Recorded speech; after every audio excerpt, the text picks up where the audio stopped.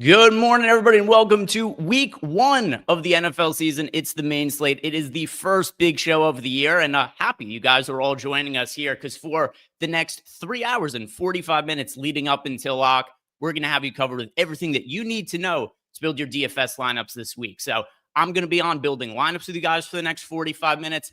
Then it's going to be Ben and Loughy doing the deep dive for an hour and a half. And then finally, Eric and Spags, they've got you for the final 90 minutes going over really anything you need to know in the final minutes, answering any questions you guys have, going over their favorite plays by position, any kind of late breaking news, projection updates, ownership updates. They're going to be covering it all in that final 90 minutes. So thank you guys for joining me once again. Like the video, subscribe to the YouTube channel if you haven't already. So what we're going to do here, pretty similar to what we did last year. I extended it out from 30 minutes to 45 minutes just so I could be with you guys for a little bit longer. But we open here by looking at the player projections, the ownership to give you a good overall, just like first look at the slate. Then we build some lineups together. So if you're a Stokastic sub and you have any questions for me in Discord about your lineups, we could run it in the single lineup sim and we'll see how it comes out. If it ends up being a net positive lineup, we'll give it a thumbs up. If it's a lineup that ends up simming out negatively, we'll try to rebuild it to make it positive.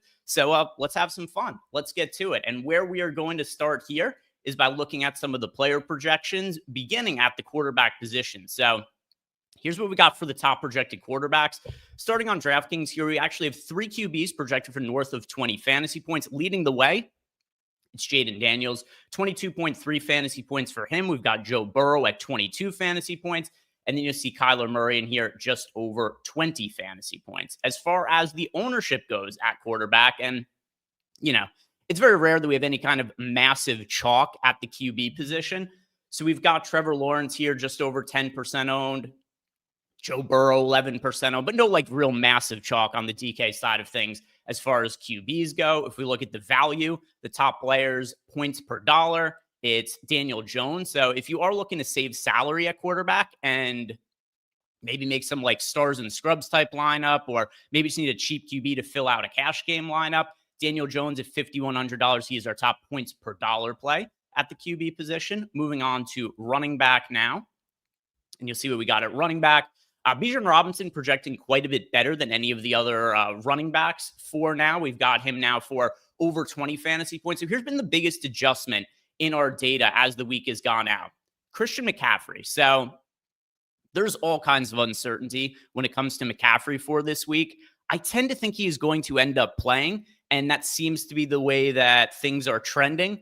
But I don't know that we're going to see him get as big of a workload as we thought earlier in the week. So you'll see Christian McCaffrey. If you guys remember earlier in the week when Loughy and I did some shows both on the single lineup sim show on Wednesday and then on Friday when we did the sim show, Christian McCaffrey was the top projected running back, well over 20 fantasy points. He was also projected for north of 30% ownership.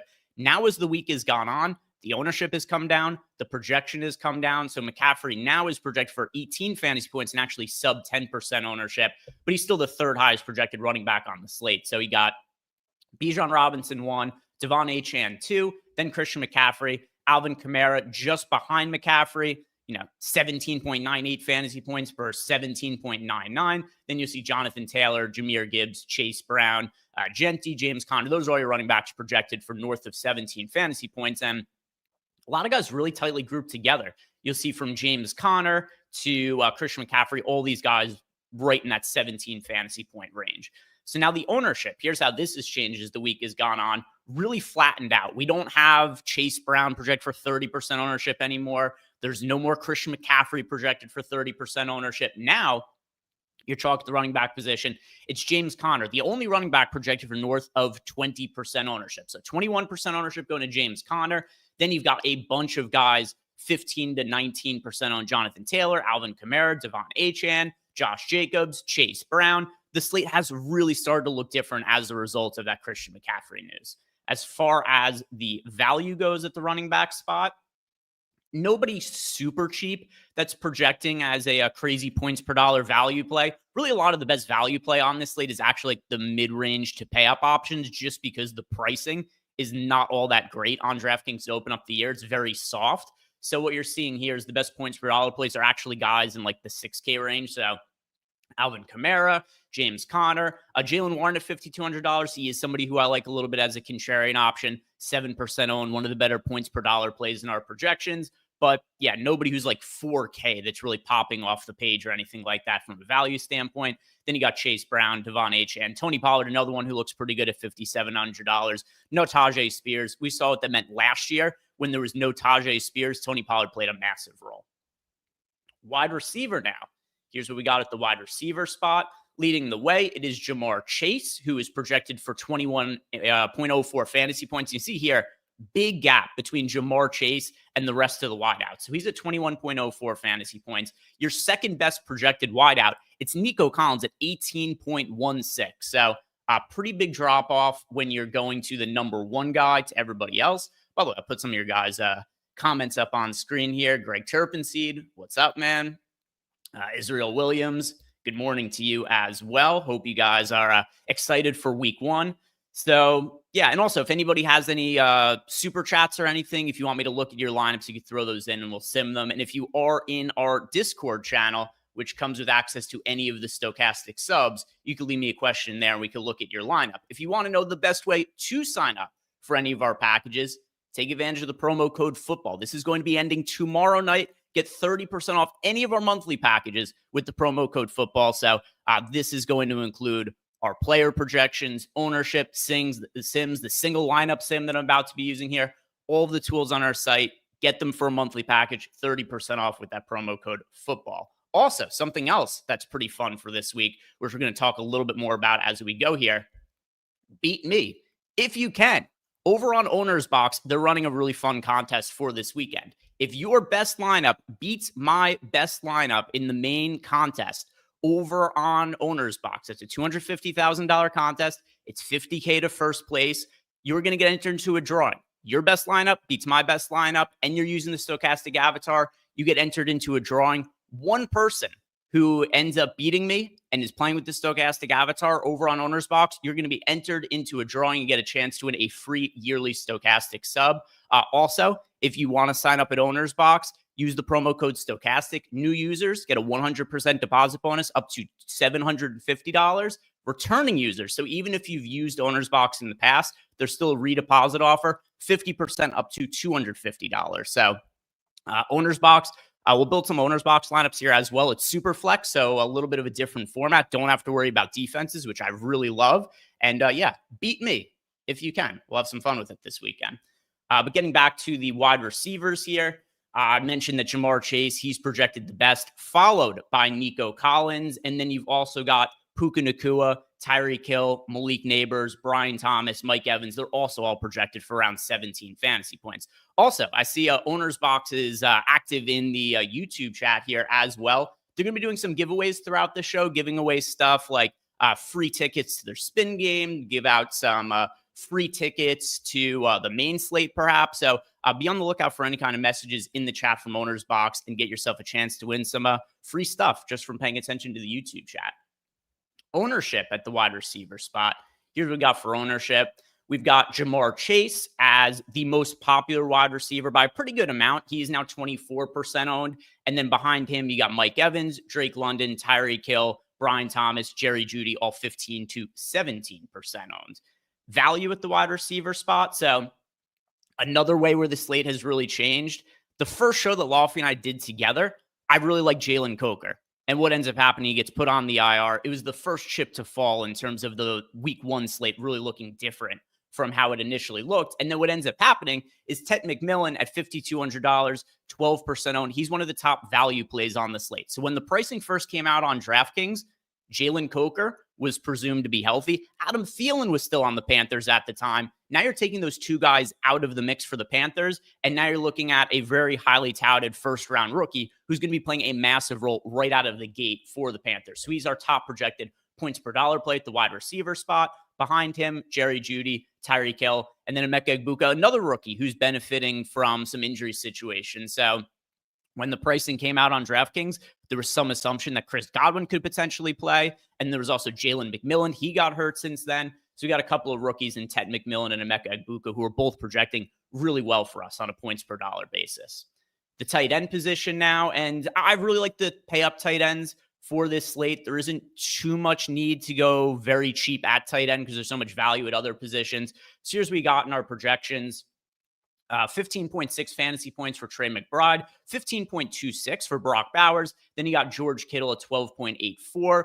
And then David Njoku, if you do want to go a little bit more on the cheaper side, not that he's a crazy punt or anything like that, but Njoku at $4,700 also is projecting fairly well at 12.18 fantasy points. As far as the ownership at tight end, we've got 14% to McBride, 13% to Njoku. No other tight ends currently projected for double-digit ownership. And then your top value options at the tight end position, David Njoku, Trey McBride. But once again, nothing on the really cheap end. There's no punt tight ends that look exceptional or anything like that in the data. Let's start building some lineups now. I'll also check to look in the Discord. By the way, we do have a little bit of news here, as people have brought up in the chat. So apparently Kyler Murray has been added to the injury report. Let's see if I could find more information on this here. He has an illness added to the injury report, but will play. Let's see. I'm going to look, see if I could find any more information about the illness as we go here. But I just saw illness for now, which I think is the same thing as what you guys had seen. All right, let's build a lineup out. Where should we start? Were there any questions in Discord? Not quite yet. So let's build out a lineup that I really like for this slate. I like building stacks of the Panthers and Jaguars game. On one side of the game, you do have Trevor Lawrence as being one of the more popular QBs on the slate. I think an interesting way to get exposure to this game and also be a little bit different from the field is going to be going to Bryce Young. So you make a stack of this game, but instead you're getting Bryce Young at 2% ownership as opposed to Trevor Lawrence at 11% ownership. So I'm going to go to Bryce Young here, and I'm going to run it back with Ted McMillan as the stack option. On the other side of the game, I'll go to Brian Thomas. Now, one other thing to add as well is I feel a little bit better about Travis Hunter as a GPP option now than I did earlier in the week, just because we didn't know exactly what the snap count was going to look, offense versus defense. But now we've come to find out that he's going to be a full-time player on offense and is going to play kind of a more limited role on defense. That's much more favorable for his fantasy value. But for the purpose of this lineup, I'm going to put Brian Thompson. Just wanted to point out that Travis Hunter is somebody who I feel a little bit better about than how I felt earlier in the week. So now let's fill out the rest of the lineup. And one thing that we have this year that we did not have in the Sims for NFL last year is the single lineup Sims now have an optimized function. So one thing we could do here, I'll just use this here to show it off to you guys, is you just press complete this lineup. It'll optimize the lineup around the players that we locked in there. And then if you didn't like this lineup, you could clear it and you could build out another one. So if you set it to 0% randomness, it is just going to make a lineup solely based on the most optimal projections around those players. But you could also up the randomness here. And that is going to make it so that there's a little bit more differentiation in the players you might get into the lineup. So you can do something like set it to 10% randomness, complete the lineup. Maybe you like it, maybe you don't. And then you could clear it out and re-add in some other players and see if you like that lineup better. But let's hand build this lineup. It's the first one we're making of the season together. We'll go Bryce Young, Brian Thomas, Ted McMillan to start. Now let's see. What do we want to do at running back? So I kind of think that now that ownership has come down so far on Christian McCaffrey, I think he makes for a pretty interesting contrarian option now, given that the circumstances have changed. You're not getting a 33% on Christian McCaffrey anymore. That's kind of interest to me. I think that he's somebody with a ton of upside as a more contrarian play now. So I'll plug in Christian McCaffrey. Let's see. Where else do I want to go? I'll go Chase Brown in this lineup at $6,600. At wide receiver, we've got also, all right, $4,600 left per spot. So I'll plug in the defense here. And let's just see who projects as the best value defense for us. All right. So we already got McCaffrey in the lineup, so I'm not going to go with the Seahawks. I'll plug in the Raiders defense just to save us some salary. So this is now going to give us 52.67 per lineup spot. All right. So let's go to Egbuka, also at wide receiver. Now we've got a tight end and a flex spot left. At tight end, I am going to go to, let's see, if we put Bowers in here, what could we get at the flex for 4,700? Also flip this so it only shows us the available players. Do you want to go Njoku to go a double tight end? He does project the best. Let's plug in Njoku and let's go large contest. And we'll go to 35% to make it more similar to the top heavy GPPs here. Let's see how this sims out. Let's see. First slate of the year, our first lineup of the year. It's a loser, guys. This did not end up simming out all that well. So let's see what the optimizer has to say. Let's see if we clear this out and only have this with the guys that we have locked in. And if we just completed the lineup without any randomness. Then we got Alvin Kamara, Chase Brown, Tyreek Hill, James Conner, and the Seahawks defense showed up. Let's see if we just build this out and sim it with the optimal projected players around the guys that we locked in. Let's see how this ends up coming out. All right, this one ended up coming out looking much better, 28% sim ROI. All right, so sims definitely don't like Christian McCaffrey quite as much. I think that was part of the reason this lineup didn't come out quite as good looking. Alvin Kamara, Chase Brown, James Conner, all showing up in that lineup. Three of the more popular running backs, but definitely ones that still come out looking pretty good overall in our sims if you're using the pre-contest sims and the contest generator. One other thing as well to think about for this lineup, even though it did include a lot of the more popular players on the slate, just by nature having a 2% owned Bryce Young in the lineup, that is going to make it a little bit different. All right, let's clear this out. Also curious if there's a game stack you guys want to see me build a lineup around. I will definitely take any kind of input on anything in particular that you guys want to see from a lineup standpoint. Also, as we're getting more people in the door, if you haven't done yet, like the video, subscribe to the YouTube channel as well. That is very much appreciated. It only takes a half second of your time. It's what helps keep the content free. It helps us in the YouTube algorithm, pushes this content to more people. You know what? Big Rob, I see Big Rob said Miami stack. And I could get behind that, especially because that was a team that I was considering building a lineup around anyway for this. So yeah, let's go to Miami and let's go to Tua and let's go Achane in the lineup as well and Tyreek Hill. And then we'll run it back with Jonathan Taylor. I think this is a really interesting season for Tyreek Hill to get back to being an elite number one wide receiver. I'm not super concerned about what happened last year with Tyreek Hill. He had back-to-back 1,700-yard seasons. Last year, it was a massive down year for him. A guy who was going at the top of most yearly fantasy drafts was also one of the most expensive wide receivers to start the year. But what happened with Tyreek Hill? He had a wrist injury, and it was something that required surgery in the offseason. And then on top of it, Tua missed a big portion of the season. So I don't know. Like, it would be one thing if Tyreek Hill, it was like he had a knee injury, he had some sort of lower body injury. I'm much less concerned about a wrist injury long term. I can't say there's no risk of him being washed. NFL players could, fall off really quickly. But I tend to think Tyreek Hill is going to bounce back to being an elite wide receiver this year. And I do want to be overweight to the field to him in week one at a $6,700 price tag. If Tyreek Hill is going to get back to the player he once was, we are never going to see him with a $6,700 price tag again. So I want to be on Tyreek Hill to start the season here. So we're building around Tua, Achane, Taylor, and Hill. All right, I'm going to lock these guys in. And now I'm going to use the optimizer with 10% randomness and see what it gives us when we complete the lineup. All right, so we got Ted McMillan, Marvin Harrison, David Njoku, James Conner, and the Giants defense as a punt in the lineup. Let's see how this one sims out. And they'll build a FanDuel lineup after this as well.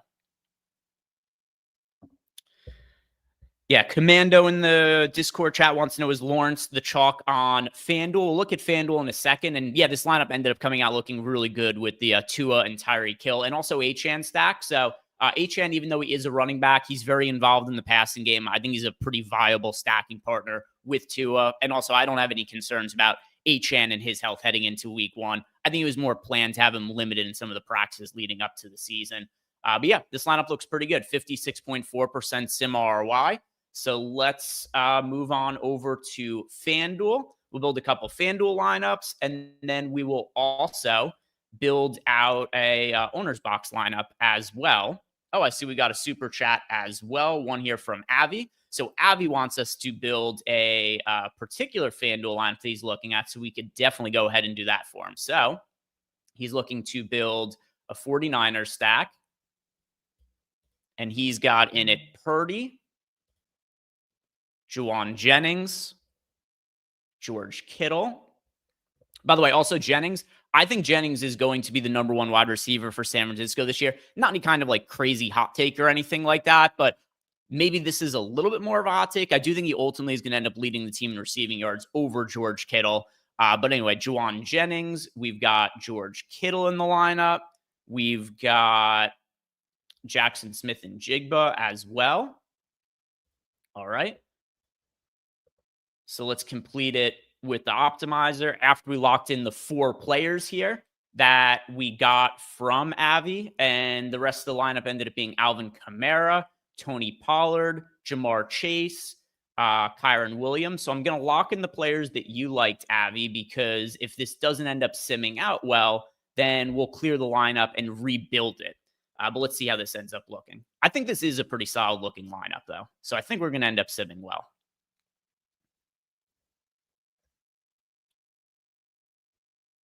All right. Yep. Looks good. 50.5% sim. All right. I think that's a pretty good core to be building around, especially consider a scenario where Christian McCaffrey actually is limited and isn't able to get his normal workload.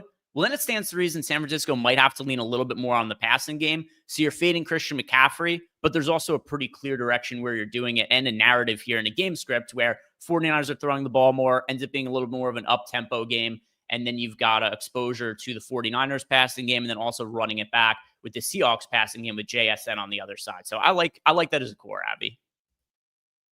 We've also got a super chat here from Mr. Cool Cam. Wants to know favorite stack for a FanDuel single entry. And by the way, to answer the question we got in Discord before about the ownership at the quarterback position.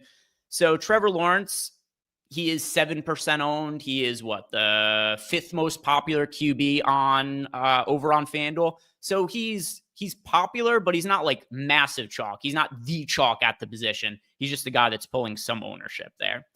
Braden, aka Russell, in the Discord chat also saying, for football in the bigger contest with 700,000 plus people, do you still have to play some of the top players in ownership to beat that many people? You're going to need to be different, right? No, not necessarily, right? So I mean, this is a little bit of a corny answer, but to ultimately win the slate, you just need the players who end up scoring the most fantasy points. I think the question more so is, what is the easiest path to ending up with the top lineup overall on the slate? And to me, that's where you really want to correlate your players and use some more unique stack types, perhaps like double stacks, onslaught stacks. These are stacks that we know are a little bit underutilized by the field. But just because that a contest has 700,000 people, it doesn't mean you need to only play 1% owned guys. You need to fade all the high ownership guys. It's not anything like that at all. It's just find ways that you could build lineups and construct them, at least in my opinion, that present a lot of upside. And you could still play the top players on the slate that project really well and are higher owned, but you could play them together in a way that the field isn't playing those much together, like the double stacks, like the triple stacks. And that to me is the best path to building high upside lineups, not necessarily just playing 1% owned guys. All right. So the question from Mr. Cool Cam, favorite stack for a FanDuel single entry? Sure. So one thing I want to note here is that overall, I do like Joe Burrow a lot over on FanDuel, but he's also really, really popular. So for single entry, where we could see him 30% owned for those smaller field contests, I do like going a little bit different with my stacks. And one spot that I do really like to go to over on the FanDuel side of things, it is going to be going with Jaden Daniels against the Giants. So I like stacking Jaden Daniels with Deebo Samuel. Let me pull up this game. Here we go. All right. So you look at some of the prices here and also some of the projections. I like pairing Jaden Daniels with Deebo Samuel and then running it back with Malik Neighbors. And then when you get to the running back spot, I like rostering Chase Brown over on FanDuel. So on DraftKings, I slightly prefer the Bengals passing game to the run game. On FanDuel, I slightly prefer the run game because Chase Brown's price tag is broken. $6,900. Chase Brown should be way more expensive over on FanDuel. but like, I don't even know how to make sense of why he has a $6,900 price tag over on the FanDuel side of things. He's my favorite overall play on FanDuel for that reason. We saw how big his workload was down the stretch of last season. I don't see any reason that wouldn't carry over to this year, but the FanDuel pricing algorithm has him priced as the 10th or 12th highest priced running back or something like that. So I really like Chase Brown over on FanDuel. By the way, also, I'm seeing in chat here that OwnersBox has started to do some giveaways and post some stuff in there. So let me see if I could highlight that post, scrolling up a little bit. So here are the winners from the OwnersBox giveaway. So see here that OwnersBox giving away some free lineups to their main slate. And then just below, they announced the winners, which it's hard to find here in StreamYard, but I know I see it in the YouTube chat. Here it is.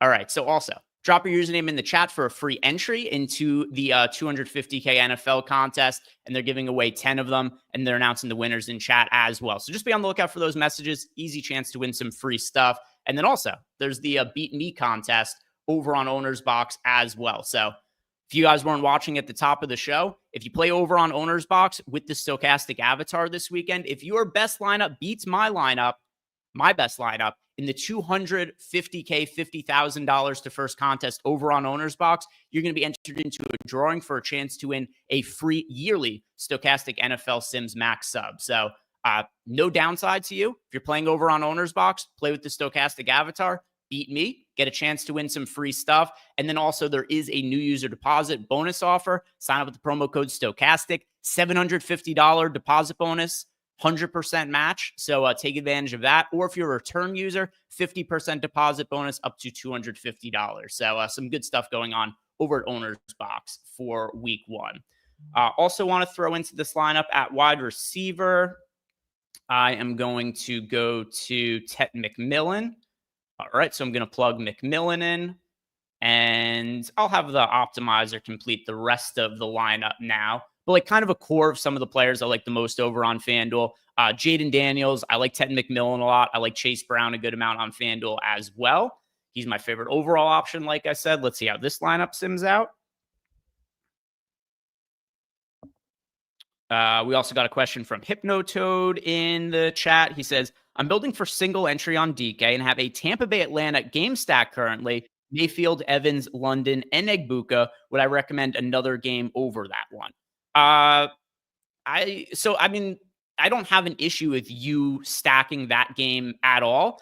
Some games that I like marginally more, I like the Browns-Bengals game, and then I also like the Colts-Dolphins game. I think those are games I'm going to have a little bit more exposure to. But on the whole, I think that's a pretty solid game to be stacking. By the way, this FanDuel lineup ended up coming out pretty solid, 37.2% sim ROI. So that's kind of the core that I like for single entry per the question we got there from Mr. Cool Cam. So let's build out one more FanDuel lineup. And then I'm also going to build out an OwnersBox lineup. And then we still got some time here before we hand it over to the deep dive guys. If you haven't done it yet, by the way, like the video, subscribe to the YouTube channel. Billy Crack Corn. What has he got for us here? All right. Flacco, Chase, Njoku, Connor, Cards defense on FanDuel. Yeah, we could definitely build around that. All right. So Flacco as your QB. I also think this is a good way to get exposure to the Bengals-Browns game, be a little bit different. Flacco only projecting for 1% ownership over on FanDuel. So that's another way, too, where this game could shoot out. Joe Flacco, obviously, we don't expect the same output from him as we're expecting out of Joe Burrow on the other side.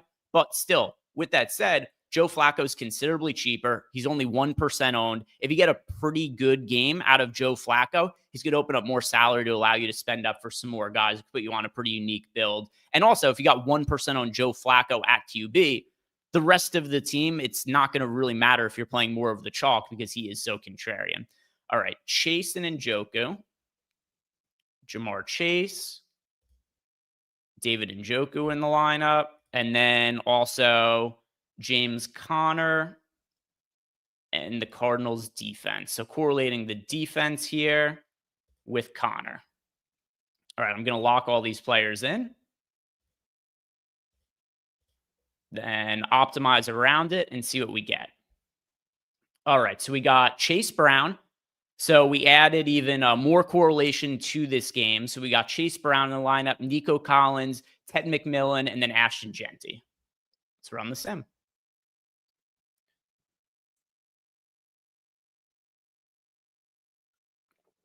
Dirty O wants to know, how is Flacco contrarian? He's contrarian because people don't want to play him today because he's super old. And there's the other thing too is think about the pricing over on FanDuel and on DraftKings for that matter. It is so soft for week one. A lot of people are going to pretty easily be able to play the guys that they like or the guys they want to play. So Joe Flacco isn't necessarily like front of mind for a lot of people.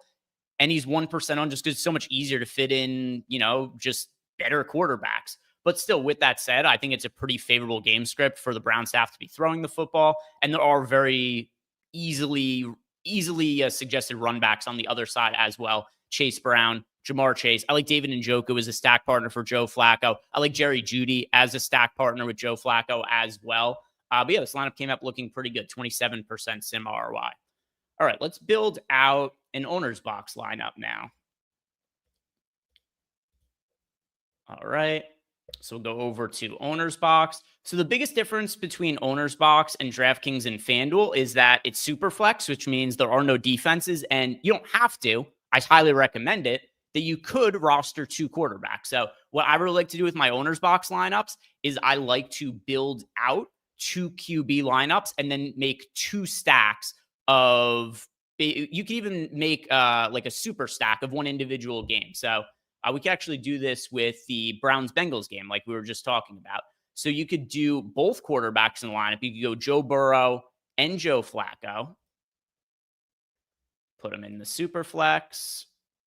Yeah, so now you could build out a stack where you have Burrow and Flacco in the lineup. And then if the game really shoots out, you're getting a ton of exposure to the passing games on both sides. So let's build out a lineup here with Burrow. We'll go Chase, Jeudy. I'm going to put Brown in here, and I'm going to go to Njoku at tight end. So we've got Joe Flacco with 2 pass catchers. We've got Joe Burrow with 1 pass catcher in Jamar Chase, but also a pass catching back in Chase Brown. And then let's see what shows up if we complete the lineup. We ended up getting Kyron Williams, who's 6K. We got Egbuka, and then Chigakonku also in the lineup. Not necessarily my favorite guys who ended up in the lineup around the guys that we built around. Might have to go from Jamar Chase to T. Higgins to make this a little bit better from a salary perspective and make those other options look a little bit nicer than having to punt with Chigakonku, or maybe not. This came out looking really good with a 97.4% sim ROI. So maybe don't change anything. Maybe that lineup is a pretty good one to build around as a core over on Owner's Box. Let's see. Let's do one other game stack. Somebody asked about Tampa Bay, Atlanta. Let's do the same thing. Let's build one with Baker Mayfield and Michael Penix. And then for pass catchers, I'm going to put in Egbuka and Drake London. And let's see what this looks like when we complete it. We ended up getting Alvin Kamara, Chase Brown, Ted McMillan, Brenton Strange, Kyron Williams. All right, let's see how this one comes out.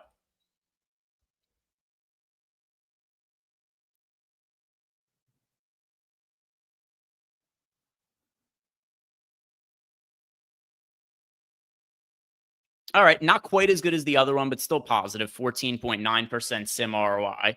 And I see we got a super chat here from Avi.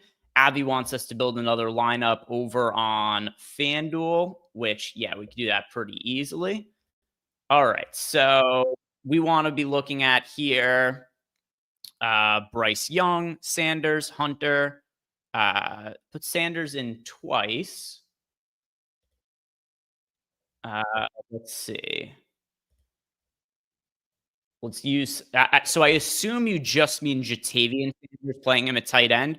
I was thinking, did I have a brain fart? And are there multiple Sanders that I'm forgetting about here? So I'm just going to assume that you meant Jatavian Sanders and that you didn't mean somebody else in that place. By the way, if I am misinterpreting what you wanted me to do with this lineup, just you don't have to leave another super chat. Just throw it into the YouTube chat and I'll see that. But I'm assuming you want Bryce Young with Jatavian Sanders and then getting to Travis Hunter. And that's what you want the game stack to be. Let's see what else is in it. Broncos defense. Let's see. Anything in chat? Oh, here we go. Oh, McMillan. Okay, I understand. I got it now. All right, Ted McMillan. Also, I think this is a pretty reasonable core as well. Another thing too about Travis Hunter, now expected to be a full-time player on offense. Brian Thomas is one of the most popular players on the slate. He's 16% owned over on FanDuel. He is, I think, what was it, the second or third most popular wide receiver over on DraftKings. So by playing Travis Hunter, you're getting yourself some leverage off of Brian Thomas. If Travis Hunter ends up being the guy who scores the touchdowns or gets the red zone looks instead of Brian Thomas, if he scores the touchdowns, you're getting a little bit of leverage from there as well. So I think this is a pretty interesting way to get yourself a different looking lineup for this game. You're getting Bryce Young instead of Trevor Lawrence, with Lawrence being really popular. And then you're also getting the leverage on Travis Hunter instead of Brian Thomas. Let's complete around these guys. And we got Jonathan Taylor, Devon Achane, Jamar Chase, Cortland Sutton. All right, I don't love Sutton quite as much, but otherwise, I like everything else in this lineup. And you see here also by going to Bryce Young, Sanders, Travis Hunter instead of Brian Thomas, you're able to get studs at pretty much every other position. Let's run the sim.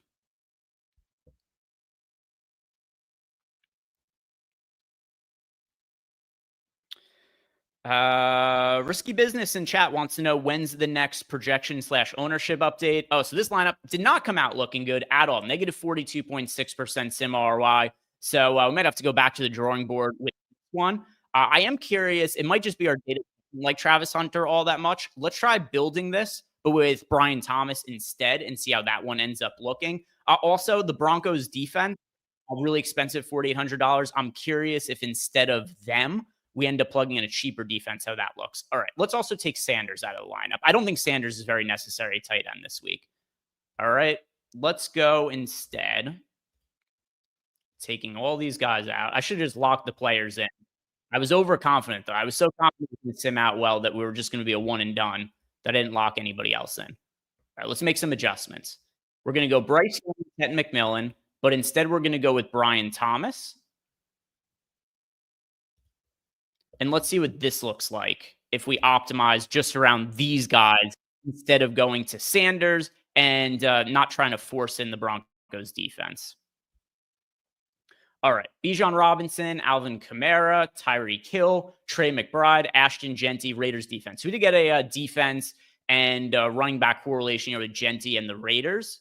We did leave $500 in salary on the table, so we could upgrade somebody if need be. But let's see. Let's see if this ends up looking better.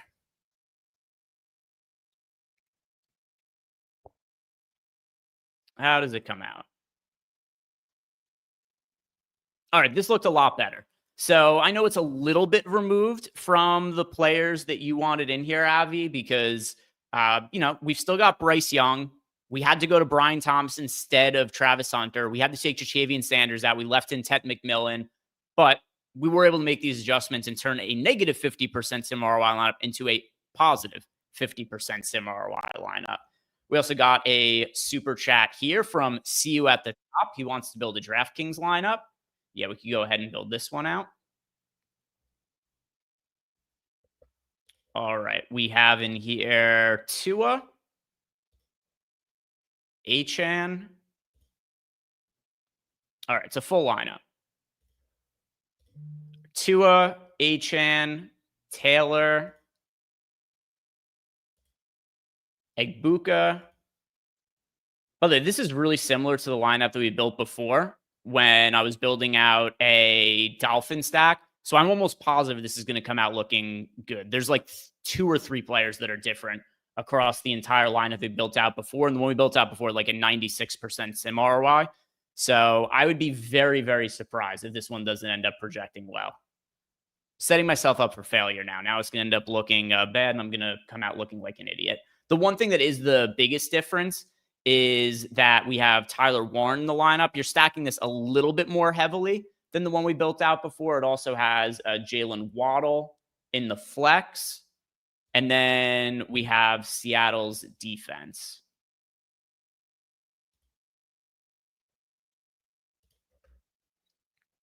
All right, let's run it.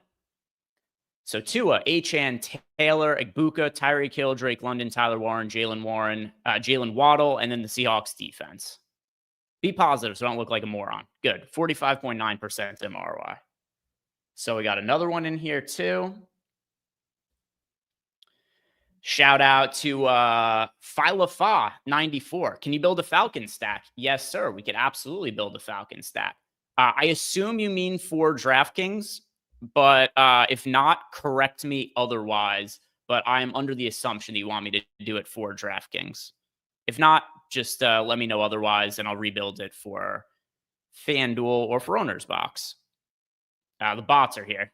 Got to do some, I see Loughy's in the waiting room as well. Got to start doing some bot swatting. They are showing up, which we were in the clear for the first portion of the show, but now they're here.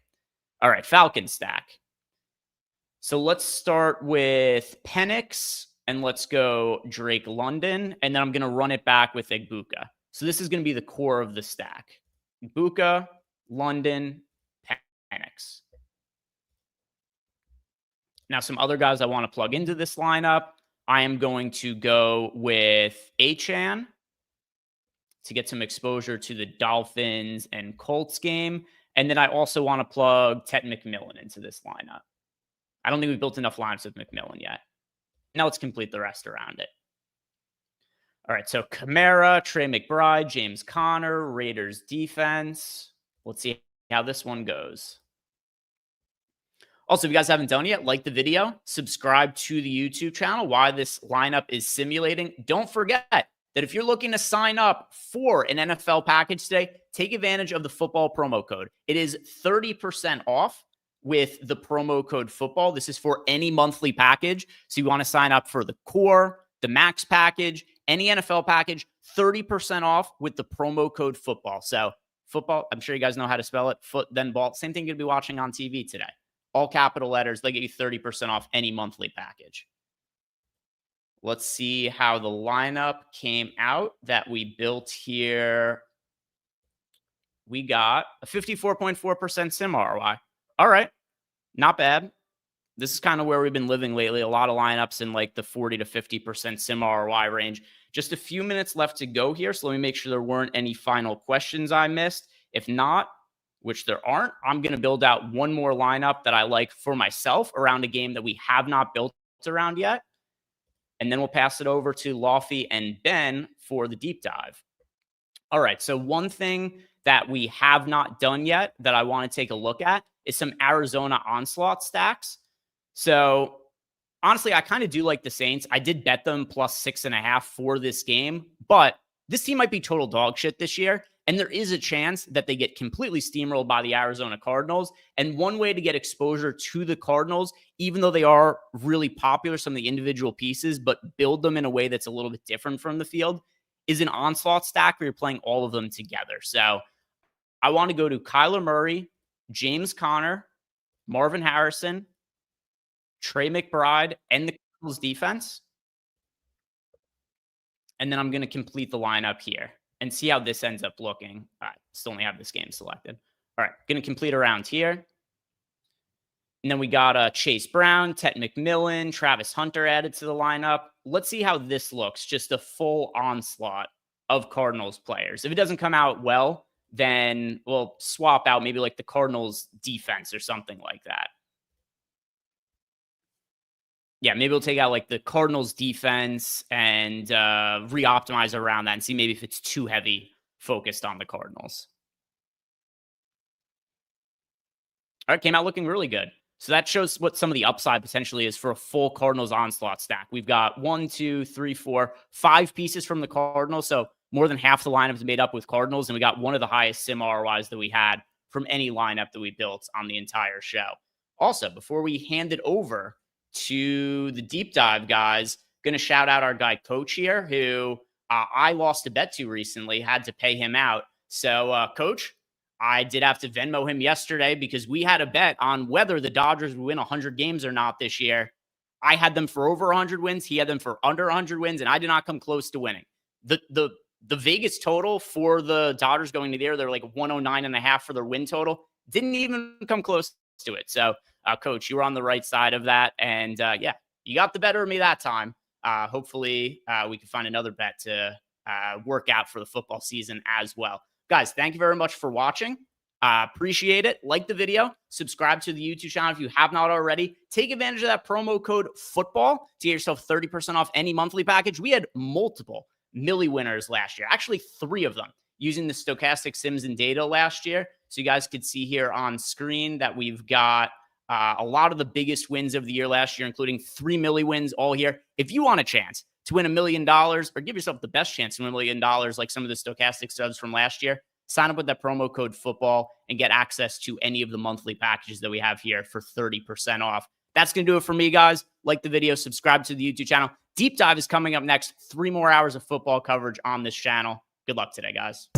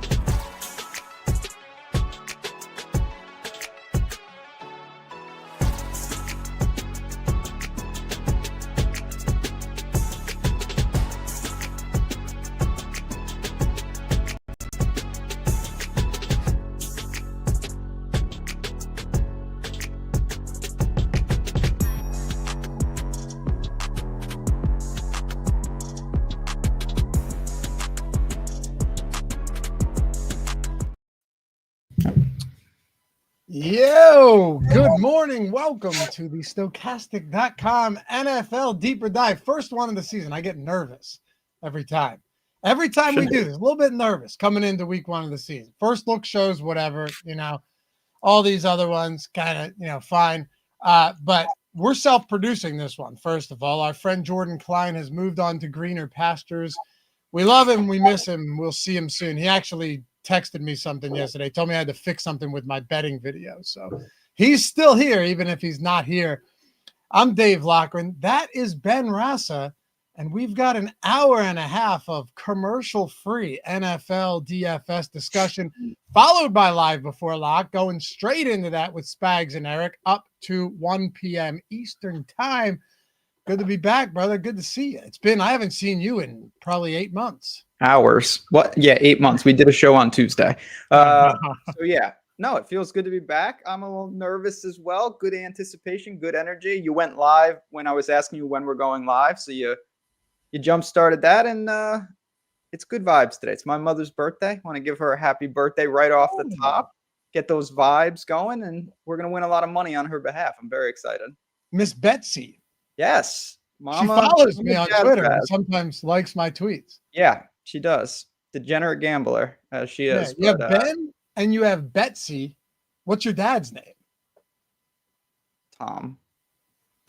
What are you, like, weird about that? No, I wanted to think of something clever and I really couldn't, so I just had to go with his real name. I wasn't sure if it was another BE. Yeah, that's what I was working on that. If Bernard would have worked. I would have said Bernard if I could have thought of it. But I couldn't. Hey, anyway, love all of you guys. Glad you could join us today. I have one request for you, Ben, and for everybody here. This is actually a significant request, okay? I'm serious.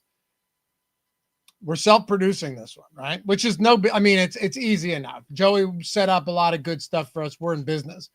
What I need you to do is we come close to ending this show. Don't DM me, just say it right here. Remind me not to end the stream, but to play the video and click leave the stream. Because typically we're not transitioning. We're just killing a stream afterwards. That would be bad news if I did that. Yeah, we're not going to do that. We got it under control. We're ready to rock. Coach S is in chat. We're all good things. Coach S with a monster super chat to start this one off. Appreciate you, brother. Big time. As always, for hanging out and supporting the show. match sheets also. Before you get in a groove, you guys rock. Good luck this year. See you at the top, Coach S. Hey, thanks, man. Appreciate it. A lot, very much so. And I told Ben as this day started, it's like, it's week one. You say, I won't go crazy, end up entering everything, and then ends up being scary. So, the hope here is that by like I always say 2:00, things will be bad, but then you usually say it's like 1:15. So you never know, man. Could be our day. Could be someone's day in chat as well. There are 3 milli makers today, some monster contests, the huge power sweep, the spy, the red zone. There's so many big contests, and that's just on DraftKings. OwnersBox has one that is not even close to filled right now, $250K guaranteed over there. I'll tell you about them in a second because you're getting 100% match up to $750. And if you are an existing user, a reactivation deposit match as well. I think it's 20% up to 200. So we'll get into that in just a second. But how you feeling, man? We got 12 games today. We're going to learn a lot after this slate, a lot. And I hope we learn a lot in a good way. Yeah, me too. No, I feel good. Yesterday was good in college, and this is a good slate. I know early season, we talked about this on the first look. We're guessing in a lot of, how good are these rookies going to be? How different are these teams going to be? There are some weather. I'm in New York. It is monsooning, but all in all, I think we got a pretty good slate. Shouldn't be, knock on wood, too much crazy injury news. I'm liking what I'm saying. Me too. And for what it's worth, it's not monsooning. Your definition of monsooning. End of days rain. I think honestly it might be misting at this point. But. Yeah, that's what I'm saying. So you're gonna have people fading. You're gonna have people fading that. Yeah. Honestly, might not be the worst idea to fade the game with a 37.5 total. That's right. They know. You don't need to be worried about that. Also, it's in New Jersey. Yeah, it was actually. We got crazy storms yesterday here. That is true. So there's chance of rain in a few of these. Like Denver and Seattle and Jacksonville and Washington. I really don't think I'm not anticipating this making a difference. Not to the extent where they just don't throw the football. You'd be hearing about it. You'd be seeing the total drop pretty significantly if they're going, hey, listen, this is bad. Plus, what the funny difference is between rain and snow in football outside of, one of them, it has to be below freezing for it to occur. You saw it in the Thursday night game to kick off the season. If you have these wicked storms with lightning, they suspend the game anyway. Yeah, I'm not worried about any of this. You mentioned we'll look at the totals. If the total crashes in a game, maybe. If the props crash in a game, maybe. Everything looks completely normal. And the totals are fascinating. You see them on the bottom of the screen. We'll talk about the Jets game, and there's a couple that have crept to like upper four. You don't have a huge range. Every game is sitting in that 45, give or take a couple points. Yeah, almost all of them, dude. And, you pull it up here over on the live odds tool at OddsShopper, free, by the way. You just need a free account, and you can get access to all of this, set your own edge books, you name it. But to your point, if I'm just sorting by soonest here, by earliest start time, 48.5, 47.5, 47, 45.5, 45, even 43. It's 44.5 in some books. Look at that. 44.5. It's really, there's a couple outliers, but it's, to me, Jets and Pittsburgh, Tennessee, Broncos is 42.5, 41.5 in some spots. You're right. Outside of that, they're all grouped. You're talking like a lot between that 45 and 48 range. Yeah, and I like that because it makes the slate a lot more dispersed, and you even see it in the data today. And I know we're about to dive in, so you have you could make cases for all sorts of ideas today and feel pretty good about it. You're damn right you could. Anyway, let's talk about it. If you guys don't mind, look, you know the drill here. It is Sunday. We should be other places, but we're here watching and talking football. Atone for your sins this fine morning. The first time I get to say it on a Sunday, hit that thumbs up, subscribe to the channel. Ben will tell you every time it's free. One time he said it was free, and we ended up getting all these subs and likes. And People don't know. People know it's free. Apparently not. And we'll gladly refund your misery if you, for some reason, hate this content and decide you've made the worst decision of your life. Come back, unsubscribe, hit the thumbs down. Be sure to do it twice. But before that, hit the thumbs up. Let's see what we can do here. Run the numbers up. I'm glad that you guys could join us. I see Dave Oliver, by the way, in chat. Dave Oliver, one of the most Elway's Army, by the way, Ben. One of the most killer low stakes players I've seen. And that's when I say low stakes, I mean this guy won the mini max like 20 times in a season last year. Yeah, that'll play. That adds up quite quickly. So yeah, it's always good to see, put some faces. You've done some awesome interviews on this very channel about people who have had massive success, and to see them in chat still hanging out is awesome. I'll call him out on this. I DM'd him about doing one and he ghosted me. Woo! That's right, Dave. You ghosted me, brother. I'll never forget that. If he wins today, it's always time for an interview. Yeah. All right. So let's do it. Anyway, I want to take a look first at this number. And by the way, we'll run through the sims. We'll do all of this. You've got the games at the bottom of the screen as well. Ben, we'll go through these and we'll go game by game as we always do. I look at New York in this Washington game.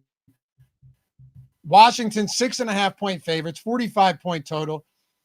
Jaden Daniels is uniquely equipped to kind of handle a good defensive line that the Giants have. And I think it would be very unfair to sleep on this Giants defensive line. When they're healthy, they're actually very, very good. It's without question the biggest strength of their team in any facet, right?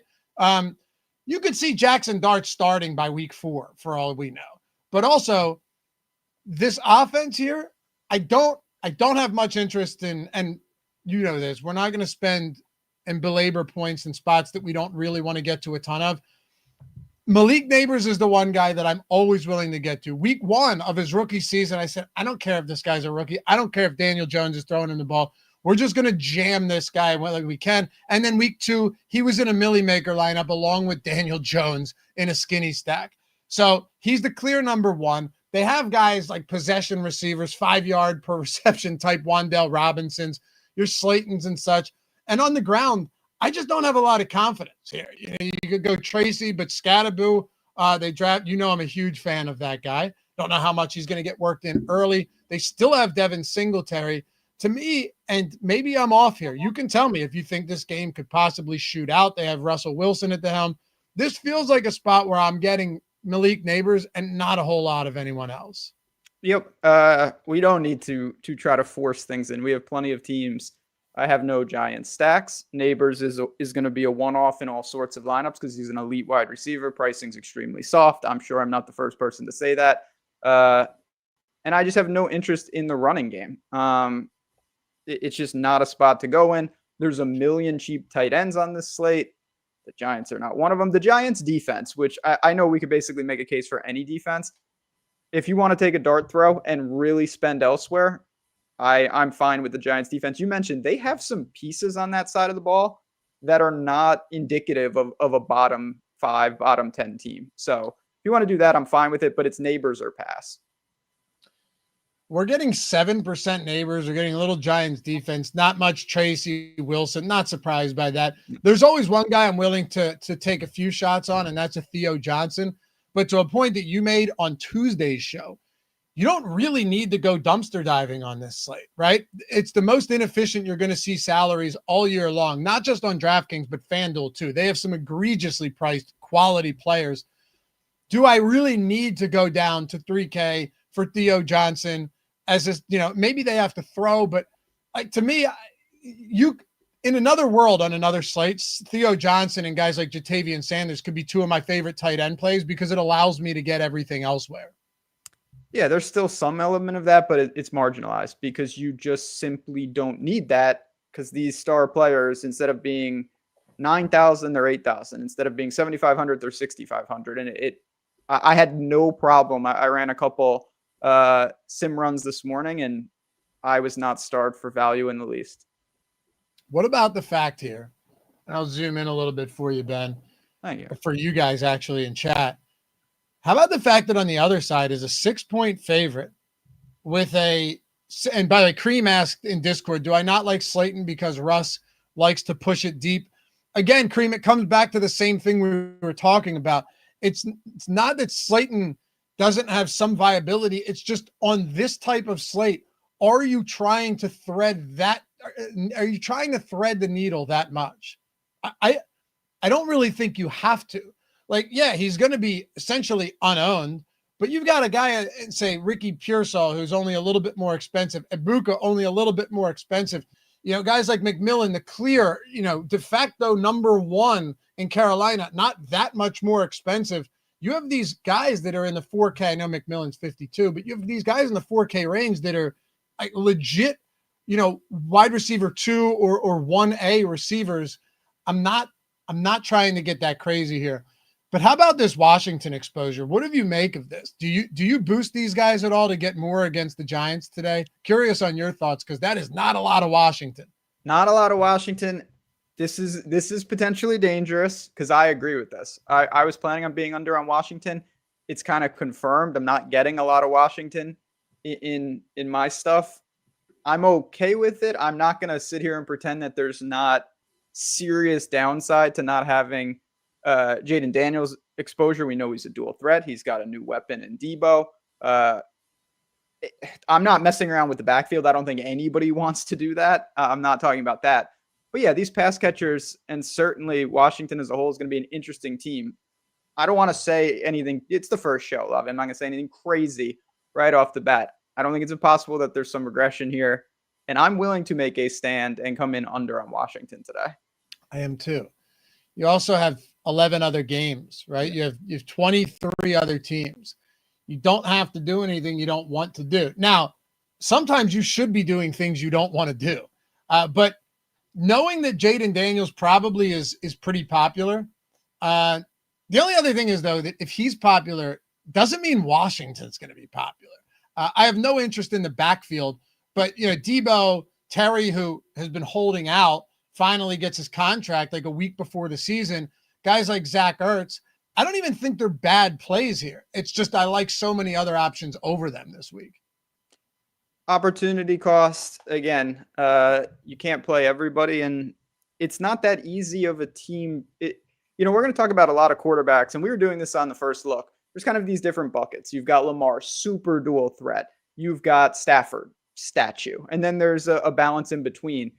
Obviously, Jaden Daniels is more on the true dual threat ability. It's great in the upside. It's harder in the how do you build this? Because there's a world where he gets there, but Debo or McLaurin don't. Ertz doesn't. He runs a couple in. There's a world where you want a skinny stack. It's not that easy of a build on top of me just not loving the build on its own merit.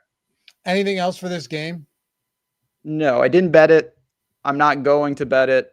I really don't have much here. I didn't bet this one either. This opened at 7.5. I should have just bet it then. Washington, Giants at 7.5. Like, to me, that would have actually been a pretty easy bet. Yeah, it's ticking down to 6. Mm-hmm.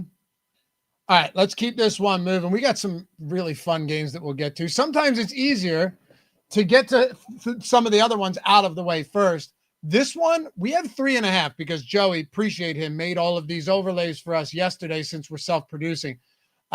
Jacksonville, 3.5-point home favorites against Carolina.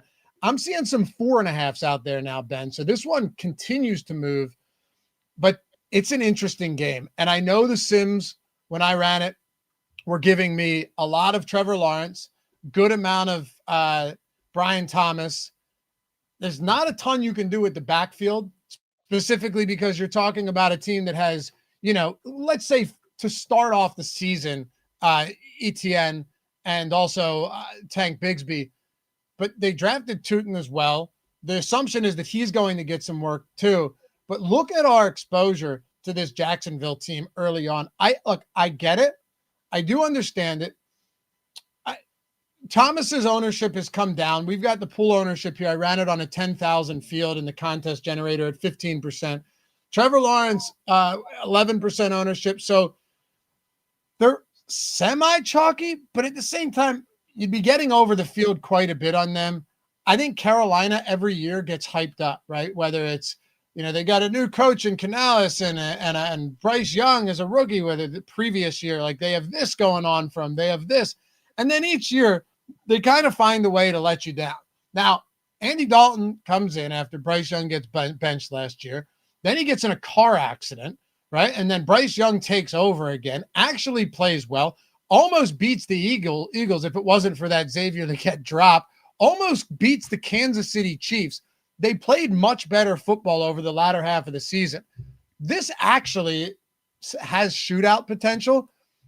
I'm talking about Carolina, but what about on the Jacksonville side, where every year we hype them up and they find a way to fall flat? I mean, if there's one team, and right now the Sims does like them a lot, if there's one team that makes me wildly uncomfortable, it's a team with Trevor Lawrence. If you want to say, hey, Liam Cohen, that's a big deal, right? No longer in Tampa Bay. They've got him head coach in Jacksonville. But also, does it take some time to kind of install this offense in a regular season setting? Yeah, maybe. But at the same time, we're talking about range of outcomes. And I do think the ceiling for Jacksonville today is the single best stack on the slate. And it's very affordable. Yeah, I do. Okay. I know it's raining down there, all that. It rains in Florida every day. The total's fine. Competitive game. The pieces fall into place. Brian Thomas is an easy click today. He's going to be popular, and he should be. You have Lawrence. If you want to loop in the tight end, you have Strange. No Evan Ingram, end of an era. He's somewhere else these days. But I am a Liam Cohen truther. What he did with Levis at Kentucky, that's another story for another time. But yeah, part of this, and there's been a bunch of guys like this. We were talking about James Conner in a bit. Trevor Lawrence, it feels like half the season we're talking about this guy dragging a leg, dragging a shoulder. He's always injured. I want to see him at the beginning of the year at home, healthy against Carolina. These are the type of games there's really no excuse for them. They have to win these type of games. It's a competitive spread. I like the spot. I told you, it feels weird that of all the quarterbacks on a slate like this, that Trevor Lawrence is one of the more popular. But when you really dig into it in terms of lineup construction, 53, I think it's pretty warranted. And over on OwnersBox, where you have the ability to play two quarterbacks, Jacksonville's got to be in the discussion. Would you game stack the two quarterbacks? I do love that strategy. I don't know about the Carolina side. I like some Carolina pieces. Obviously, McMillan and some of those weapons. You mentioned Sanders earlier when we were talking about truly cheap tight ends. I don't know if I'm going to do that, though. That's a tough ask, especially given all of the other quality stacks and teams on this slate. We had a comment, too, and I do want to touch on this in chat. And this was from, by the way, Anthony Davis, member for 51 months, 4+ years here. Appreciate you, man. As always, welcome back is damn right. We had another one as well that I'm trying to find. Oh, there it is. Hugo, what's up, dude? It's a good day, fellas. Happy to be back. Member for 53 months. We got some people in here today. There was a comment, though, about this game, with 90% thunderstorms from Reese Powell and almost an inch of rain. So there's that, but there's also the fact that the total's still between 45 and 46 everywhere I look. When you typically see weather that is going to heavily impact the game, unless somehow it bottoms out in the next hour or two, which is highly unlikely, it's the total hasn't moved, Ben. So what am I supposed to glean from that? Yeah. I mean, again, if you really are concerned about that, obviously you can short in DFS, but my honest advice would be to alt the total in the betting markets. Like if you really think that it's going to be destructive, because the books don't see that. And I tend to side with them, certainly over my own thoughts. And with that in mind, then I have no concerns about this game. I will say I don't really know what to do with Travis Hunter, and it looks like he's going to be on the outside looking in for my lineups. If you had to go in here and say, you know what, if you look at the exposure that we have right now, mind you, we're also getting 17% Travis Hunter. The idea is that he plays primarily, right? He's featured at wide receiver and is used, I believe it was situationally on defense. And they also said that this could change week to week. So, I mean, this is a very unique situation that we're heading into today. There is something to be said about the fact that this guy is 5K, that Brian Thomas is 6,800, which really is not that much given his incredible, say, meteoric rise just as a rookie. Who else do you have? Truthfully, De'Ami Brown maybe, had some some splash games last year in Washington, but that's pretty much it, right? I mean, Brenton Strange, maybe he contributes. It does feel like the double stack is easy. If you wanted to double stack run back with Ted McMillan, that makes sense too.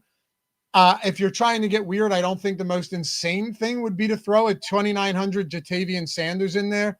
Like, I think this guy could be actually good. Last year, he had that neck injury, and his neck, when he landed on his head, his neck just disappeared. And I'll never forget, the commentators are like, oh, should have had that pass, as he lies there motionless, lifeless. You're thinking this guy, may never feel his lower extremities again. Oh, wow. And they're like, hey, get up, pal. Try.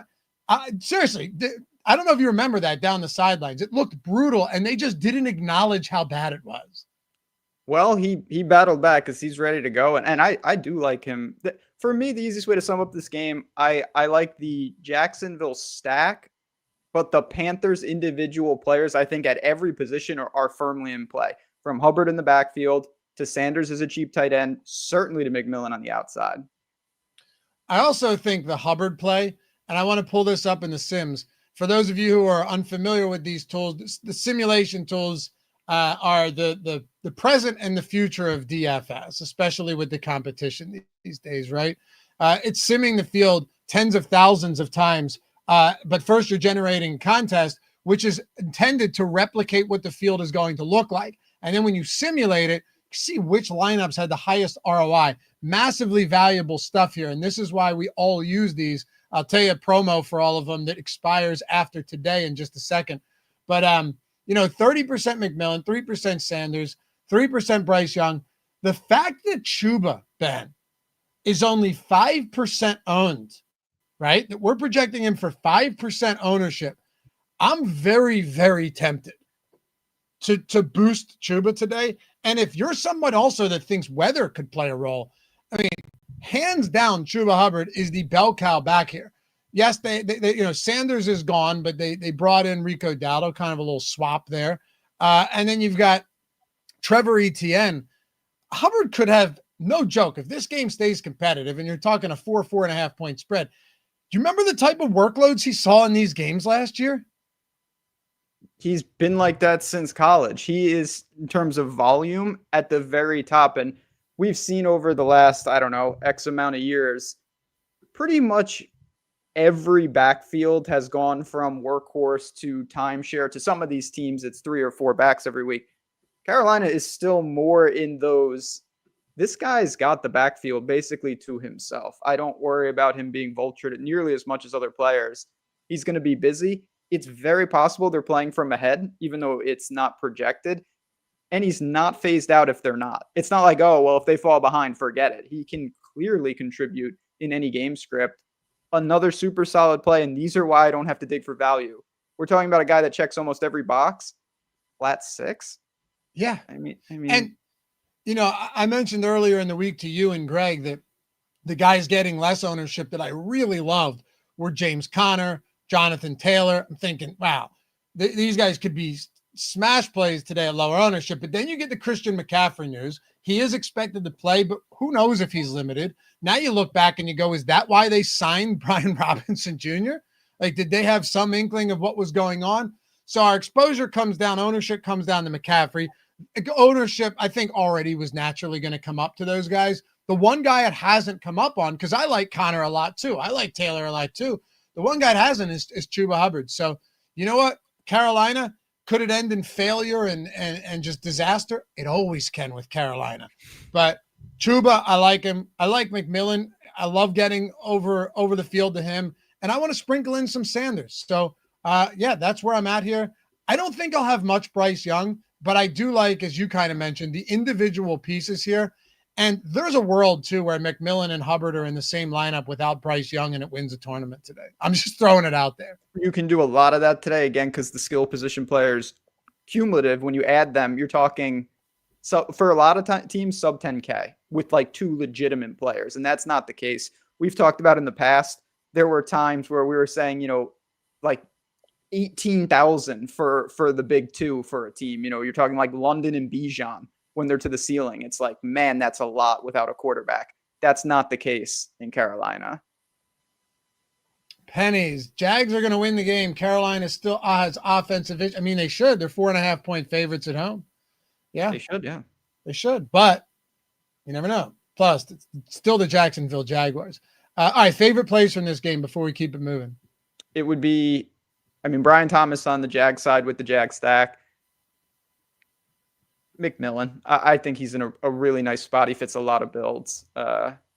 Yeah. I'm with you. I also think that the best kind of, I hate to use the term sneaky for Hubbard, but if he really is around 5-6% owned, Ben, I'll be over, no doubt. Yep. All right. So I don't know if you guys have noticed, but our friends with OwnersBox are currently in the chat. Ben, I'm not sure you noticed, they've been giving out free tickets to the guaranteed $250,000 flagship contest they have over there on OwnersBox today. If you guys haven't signed up, and we've partnered with OwnersBox before, 100% first deposit match up to $750 with code Stokastic. Now, there's a couple of cool things you should know here because, right, there's 2,700 of you in here right now. Number one, $750 match deposit bonus, 100%. Or if you wanted to, and you're an existing user, right, they have a 20% up to $200 reactivation deposit bonus as well. There's going to be significant overlay, at least it appears that way right now. Monster contest, super flex format. And how about this, Ben? Here's what some people may not know. What if I told you that if you just have a free account at Stokastic, OwnersBox sims and single lineup sims are free all day today? That is the big ticket right there. If you just create a free account over at Stokastic, or you have an account, from times past, OwnersBox sims, OwnersBox simulation tools, everything in the data hub, projections, ownership is all free. So if you're going, I don't know, I'm a little bit nervous, I haven't done Superflex before, the tools will do the work for you, and it's entirely free for week one. And you're getting that match deposit, $750, 100% with code Stokastic. Link is in the description. You can't beat that. No, that's it. That's you said big ticket item. The tools have been opened up to support our friends at OwnersBox. You pair that with potential overlay. I talk about this on the betting side all the time. You're making bets today and you're not starting with your boosts and promos.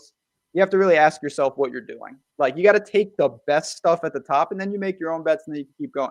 It's the same with DFS. If you're not getting into contests that might not fill, if you're not using the tools to maximize those, I mean, you're potentially leaving a lot of money on the table. I would much rather play against X amount of dead entries than have to play against people who actually filled those entries. And so there's a lot of opportunity. It's going to fill up quickly. There's no doubt, because people are not stupid. They're going to see this and see serious potential. But opening up the tools is something we're super excited about. Yeah, man. And they just dropped it right now. Look, OwnersBox Fantasy in chat, username drop. Drop your username in the chat for free entry. They've been giving away entries like candy all morning here on the stream into the 250K NFL contest. They're limited 10 for each run, but this is like run number 5 or something. So if you don't have an account there, listen, you guys are all very capable of multitasking. We're all adults, or at least we should be. Use that link in the description. Sign up with promo Stokastic. Get your deposit match. Come back in here. Drop your username. Get your free Sims tools over at Stokastic for the week. I mean, my God, is it a no-brainer or is it a no-brainer? And also, we got a little beat Greg Ehrenberg over there. And if you happen to beat him this week, shouldn't be tough. No. You know what? You may win. I think is it a year of Sims? What is it? You win something good. I wish they would have been nice to put that on the graphic, because now I don't remember what it was, but it's. Well, Greg was so confident. He didn't think we needed to tell people what it is, because he says no one's going to beat him. But yeah, no, it's free. It's a max yearly sub. You get entered. Yeah, that's what it is. So you beat him, you're going to be raffled off. We're going to be giving one of those away. And there's a chance that he rolls a gutter ball and all of you are going to be eligible to potentially snipe that. They have a beat Drew Brees up there this week and a beat Greg Ehrenberg. Tomato, right? Yeah, it's I I have been confusing Greg and Drew Brees for years, so it's not a surprise. There you go, guys. Take advantage obvious no-brainer, but You got I to just to clarify, because we may have phrased that. If you beat Greg, you are eligible, and then we're going to wrap. I said it. I said you get into a drawing. Yeah. No, not everybody crazy. That would be a lot of pressure on Greg not to bankrupt us. All right, Pittsburgh and the New York Jets. Talk to me about this one, dude. 37.5 point total. You know, this total's like 5 points lower than any other total on the slate. That is not insignificant here. But I have noticed that we're getting to some Jaylen Warren, and I think some of it would be his props, as they are 3-point favorites. Aaron Rodgers making his Steelers debut, did not play in the preseason. Little interesting nugget here, too. The fact that Fields was on the the Steelers last year, and Rodgers was on the Jets. Yeah, a little flip flop. And this schedule makers must have known that it was, it's fate that Rodgers would be joining them. My point, though, is that you bring in a rookie, everyone's excited about him, and he's now buried in the depth chart, which actually doesn't mean anything. It doesn't. You can say it does. But what I mean is that can flip week over week. But for now, it is what it is. I've seen enough of Kenny Gainwell to be uninspired by him. So it is a tough matchup, but maybe Jaylen Warren at 5,200 as a slight road favorite does just get enough work, and is also, by the way, a good pass catching back who can pass block. He might just be on the field a lot today. It's a volume thing. I think it's more of a floor than a ceiling just because of the lack of touchdown equity in the game itself. But to speak to the other side of that, you hit on a lot of the key points that Jaylen Warren, we don't know what this offense is going to look like. And I don't think it's impossible that Rodgers is checking down a lot, that he's dumping it off to him, that this guy gets a lot of work. And at that price point, you really don't need to do anything spectacular to at least be in the conversation. You punch it in and you break one, now we're in business. I don't have really anything else to say, though. Freiermuth is in the, if you want to punt tight end, you have him, you have Sanders. You talked about Strange a little. He's in that conversation. I will not have any Rodgers. I don't like this game for obvious reasons. The weird thing is that now that Jonnu Smith is in Pittsburgh, the talk about it too is they just run a lot of 12 personnel, a lot of 2 tight end sets, because look, I'm holding out hope that Roman Wilson is actually going to be decent. Just letting you know now. Hey, how many teams have had more success scouting and drafting wide receivers than the Pittsburgh Steelers in our lifetime? Yeah, but I feel like the majority of them end up going somewhat crazy and then melting down. But yes, they've got. Let them go crazy. I don't care. Sure, Let them go fair. crazy in 8 years. No, listen, it's week 1. They haven't gone crazy yet. Yeah, I don't know. Did you bet this game out of curiosity? No, I leaned Steelers when I did the video. I always say, like, if I bet a game yet or not. I didn't. Steelers were 2.5, and I was like, I'll take that. People hate betting on Tomlin as a road favorite, right? But, I don't know. I like Warren. I don't think I go to Metcalf here. Sauce Gardner had a bit of a regression year last year, but I still like him. I still think he's good. There's so many good wide receivers out there today. They did lose DJ Reed to the Lions. They had a pretty heavy 1-2 punch opposite each other in the defensive backfield, but he's still there. They can still generate some pressure. It's still Rodgers' first game in Pittsburgh. I'll pass. Honestly, I like Warren, and I think you may see some serious checkdowns here as well. But on the Jet side, one of my favorite receivers, I think he's one of the best in the league, is Garrett Wilson. If this guy played with a good quarterback, he's had 1,000+ yards in all 3 seasons with guys that they're pulling off the scrap heap under center, okay, outside of Rodgers at times last year, but then they brought in Devontae Adams. It's a really tough matchup for Garrett Wilson here. There's going to be plenty of weeks where I'm skinny stacking Fields and Wilson. There's going to be times possibly even rookie Mason Taylor makes it into some of my lineups, or where we're like this backfield between Breece Hall and who knows what else they do here. Braylon Allen. I don't think I'm going to have anything from the Jets today. There's not a lot to like. Again, it's a bad game. I do think, again, it's all about your portfolio. A skinny stack of Fields to Wilson, I think is fine. My favorite play from the entire game is the Jets defense. Honestly, I think that the Jets defense makes a lot of sense today. It is the only exposure we're getting to for the Jets. I guess you're saying, though, when it comes to just simply talking about leverage in one of these spots, is there something there in the New York Jets where you could see that skinny stack just getting there because you have the rushing upside and you have an elite wide receiver, albeit in a difficult matchup? Because right now you look at the ownership, none of these guys are getting anything.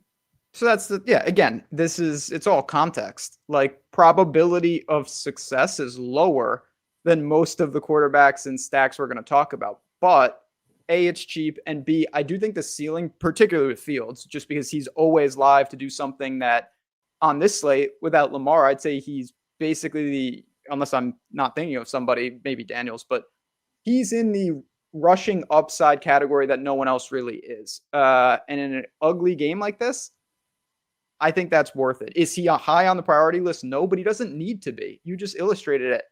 If you take a couple stabs here, you're going to be over on the field. So simple as that. I know this sounds counterintuitive, and I don't think either of us are going to get to a lot of these guys, even if over the field is very easy to do. There's a realm there with these type of teams where, the Jets could score 17 and somehow Fields and Garrett Wilson combine for really strong games because Wilson gets all of the passing down work and Fields is capable of rushing. But again, that's a tough needle to thread. Very tough. If this was like, and again, ownership would reflect this. If this was like an afternoon slate, a Thanksgiving slate, 4 games, 6 games, 5 games, you would see a much more reasonable allocation here. It's hard to justify this with so many other options. Hockey Freak Sean, what's up, dude? Any promo I can enter for OwnersBox just signing up? Yes, sir. Stokastic. Use Stokastic. 100% match up to 750, 20% up to 200 if you're reactivating and you're a current user. Come back here. Throw your username in here. OwnersBox giving out free tickets to the flagship contest all morning long. So very cool to see that. And of course, beat Greg Ehrenberg with a shot to win a yearly NFL subscription. Let's get into this next game. You've got how about this? Patriots favored bet, 2.5, 3 points in some spots at home, Gillette Stadium, 43-point total. The overall makeup of these teams is way different than it was. Christian Gonzalez out for what it's worth for New England. That's not insignificant at all, but you have Drake May, and now you have Stephon Diggs, who it's possible he's washed. I don't know. I'm a little worried about that too. And then Travion Henderson, this guy, his ADP shot up to like 38 in best ball, while Ramondre Stevenson's sitting at 140 or something. I did bet Ramondre Stevenson over rushing yards today. I think early in the season, a guy like Josh McDaniels could give Stevenson a lot of that early down rushing work. But I don't know if I want to go here from a DFS standpoint. I don't know if the prices are right for me. And then opposite that, you have Ashton Genty. Like, this is a big one. 70.5 rushing prop isn't crazy. And for all of the failures they had last year, the Patriots defense was not their problem. No, I'm pretty bullish on New England. This is a game that I might end up betting, even though it's tricky because I kind of like Vegas and the weapons. They're going to be a fun team all year to talk about, but this is a sneaky good game. It's another game though. I like pieces more than like the onslaught. It's nothing against Gino, and I really do like Drake May. How do you structure a New England stack today? I have no idea what to do with those weapons. On the other side with the Raiders, I know what to do with the weapons. I'm just not sure how to make it all work with a stack. In chat, Martin mentions that he thinks Travion Henderson will be a 3-down back. He's just better than Ramondre at everything. I would be shocked if you come into today's game and Travion Henderson is the 3-down back. That would be shocking to me.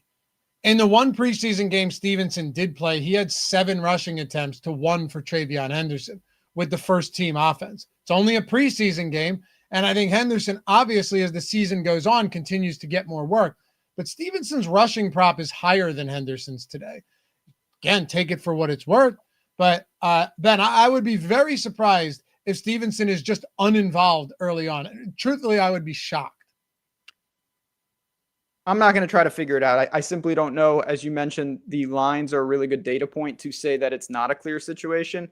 For this slate, to me, it's pretty easy. I'm going to kind of, if they beat me, they beat me. I have interest elsewhere. There's a million guys at those price points. I'm more concerned about figuring out what, if anything, do I want to do with New England's offense, because the wide receiver position is very murky. There's not a lot of clarity, and that makes it tough to get to these guys. Yeah, so in the backfield, I'd probably just pass here. Stevenson's a little bit too expensive for me. If you were getting him in that 4,500 range, I think I'd actually consider it. Maybe that's crazy. I don't know. But I think I would. Travion Henderson, 5,500. That's another one where, do you really want to just like you said, do you want to try and figure it out? I don't. The bigger question is, do you want this passing game? Because everywhere I've looked, and if you look at just their overall roster and the personnel they've got on defense, the Raiders secondary is set up to be very bad this year. And I don't know if Crosby is going to get back to form. He struggled last year at times. They don't really have many guys on the line outside of him. If they can't generate pressure and they don't have serious talent in the secondary, you really may have a Drake May scenario where one of these guys pops off in the passing game today. I'm just so unconfident in Stefon Diggs being the guy. So am I. But even if I got that part right, I don't think it's a guarantee that I know.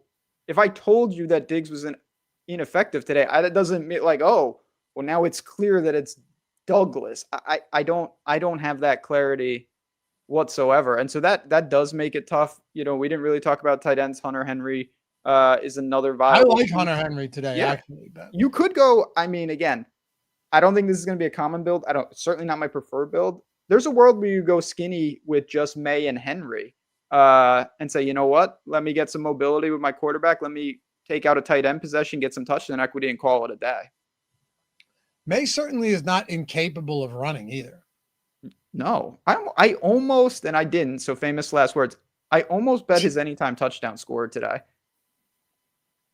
Yeah? Yeah, it was like plus 330, and I was like, this guy. I bet.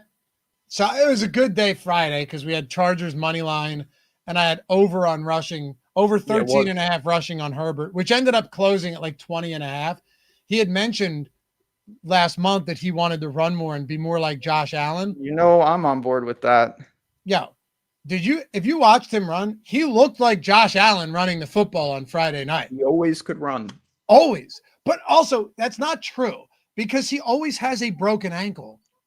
That is true. He does come perpetually injured, but like first it was plantar fascia, and then it was the ankle and the foot, and then a knee. Like he's a warrior. He plays through everything. But there are times back there where I'm actually not sure he was capable of moving.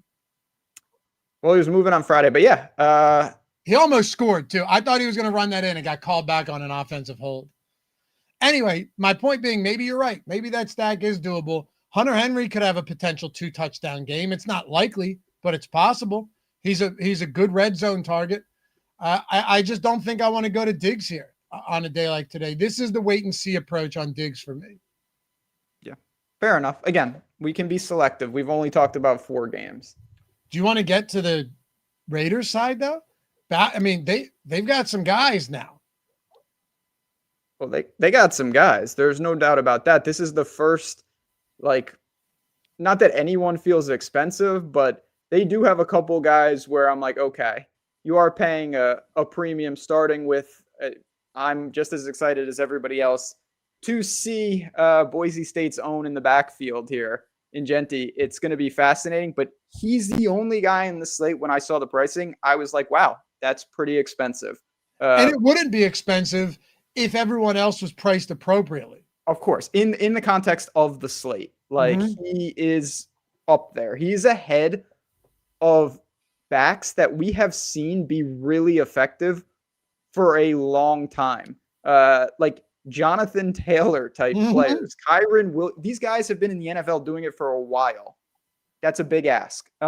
You can pay for Bowers. I have zero problem with that. That's about all I'm doing, though, to be honest. I don't think you need to get crazy outside of that. And as I mentioned at the top of this game, I'm not getting really to the stack. I was a little surprised, actually, that we got around the field on Genty. I thought we would be under on him. So did I. And then over on guys like Chuba at 5%. Over on some of those guys that have that proven skill set. He's got a decent enough prop. He's going to be used, but I'm surprised. That's a guy I thought we'd be getting, no joke, like 2% of today. I also thought that, and he's got, he could be just like dangerously good to the point where he becomes the most expensive back every week. He also just has home run upside. I get that. I still think he's overpriced today, though. You're also not of the belief that he's going to come out and just immediately set the world on fire. Which is a very fair take, by the way. I'm not putting you on the spot. It's a very fair take that a running back in his first. What's that? No, you're trying to label me as a hater, which I'm not. I'm not at all. What I'm saying is, if you were to price him in the context of the slate, you'd probably have him around 6,200. I'd have him in the Tony Pollard bucket. Would you really? Yeah. I don't have to paint you into any corner. You're doing it to yourself right now. Well, Tony Pollard I'm a big Tony Pollard fan. What's wrong with him? He's flat 6. Nothing. Why did I think Pollard was 5,700? I don't know. Oh, you know why I did? Because he is. Yeah, that's right. But if you round, which I tend to do, he's 6,000. Yeah, you've had the 200. Any Jacoby he should have been Myers higher than that, by the way. Jacoby Myers or Brock Bowers? Bowers is fine. You can double tight end, no doubt. You don't really need to because again, you're not starved for value. But Bowers is a freak. We know that he is. I think there is going to be a time this year where Bowers on slates is going to be most expensive tight end, and then there's going to be a giant gap to the second guy. It's going to be that type of situation. I wanted to show you something you'll find interesting, and many of you guys who watched with us throughout the week as well. Remember when we ran the Sims on the Tuesday show, even Wednesday, Friday, we were getting a lot of these high-priced guys because it was really easy to do so. The pricing is soft everywhere. So you were talking about a lot of McBride, a lot of George Kittle, a lot of Brock Bowers. That is flipped now, and it appears that like Warren we're getting more of, Njoku we're getting more of, Brenton Strange, Tucker Kraft, and it's way more spread out than it was earlier in the week. Do you make anything of that, or is it just how ownership has changed, do you think? I think it's the latter. I don't make a ton of it, but yeah, to your point, almost every team that we've talked about so far, we have mentioned the tight end in a pretty positive light of reasonable attachment to the quarterback, cheap salary. So you're going to have a lot of options, and there will be teams of mine that have Bowers, not specifically these two maybe, but like Bowers, Sanders, Bowers, something where it's a top tier and then a salary relief tight end on the same team. OwnersBox just released 10 more free tickets. We're in business, man. I'm telling you. Sign up and then grab if you're not a premium sub at Stokastic, OwnersBox Sims and single lineup Sims and all the data is free this week as well. So yeah. Humbled listening to the show with my 3-year-old rocking out the Baby Shark in the background makes me angry deep down. Yeah, I just got used to it, man. There's like 80 different variations of Pink Fong. But Ben has no clue. You don't know. You don't need to know about that. But don't want to know. Never mind need to know. Soon, Humbled, you just become dead inside and you don't need to worry about it anymore. All right, let's talk about Arizona and New Orleans. Oh yeah. I just wish that Connor didn't get steamed throughout the week with this McCaffrey news and just natural ownership coming up. Really like him. I actually bet 2 touchdowns to have a little bit of fun here with him. I simply think it's a good spot when you are a 6.5 point road favorite against the team whose quarterback is Spencer Rattler. I suppose, Ben, it only makes sense that his ownership would come up throughout the week. You summed it up nicely. I'm not surprised. I'm a little disappointed. This is a guy that he's another one.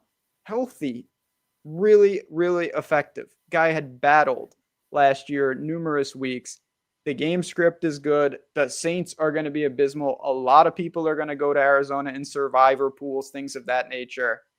You have 4 legitimate at the top of the list priorities, and they're on the screen right now for Arizona. I like all those guys. I like stacks. I like James Conner in Kyler stacks. You can do that. You can do anything with Arizona. I think the big 4 are the big 4. Yeah. I'm just going to have a tough time getting away from that. By the way, Nicholas Barrett, I've convinced my kids Stokastic is a kid's show. Hey, OwnersBox, if you're listening, I don't know if Nick is over there on OwnersBox, but give this man a free ticket to the contest for that comment. Yeah, that's good stuff. Kids are just dialed in on a Tuesday first look show. Teaching them well, man. Maybe I'll wear a costume. Gotta keep it going. But yeah, that is good stuff. We love it. Love to see it.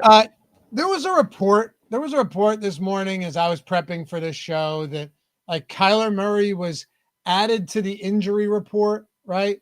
But with an illness, but then something like he wouldn't. Let me read this because just the way it was written, Cardinals are adding QB Kyler Murray to the injury report this morning due to an illness, but he'll have no game status designation and will start versus the Saints. Like, why would you even list him then? Yeah, well, I don't. That just sounds dumb. Yeah, I'm not worried about that. So, yeah, I don't know. I mean, I'm not concerned at all. Even if you are, just go James Conner. This is a potentially very bad run defense for the Saints too. Like, what? It's not just the offense. The defense has gone downhill. So it's a bad everything. I love the point you made today and earlier in the week that, hey, if Connor's healthy and he's not, banged up, bruised up, a lot of wear on the tires early in the year, they might not be chomping at the bit to get Trey Benson in there right away. This is a team. Yeah. I mean, I'm not super bullish on Arizona, but this is a really, really good spot.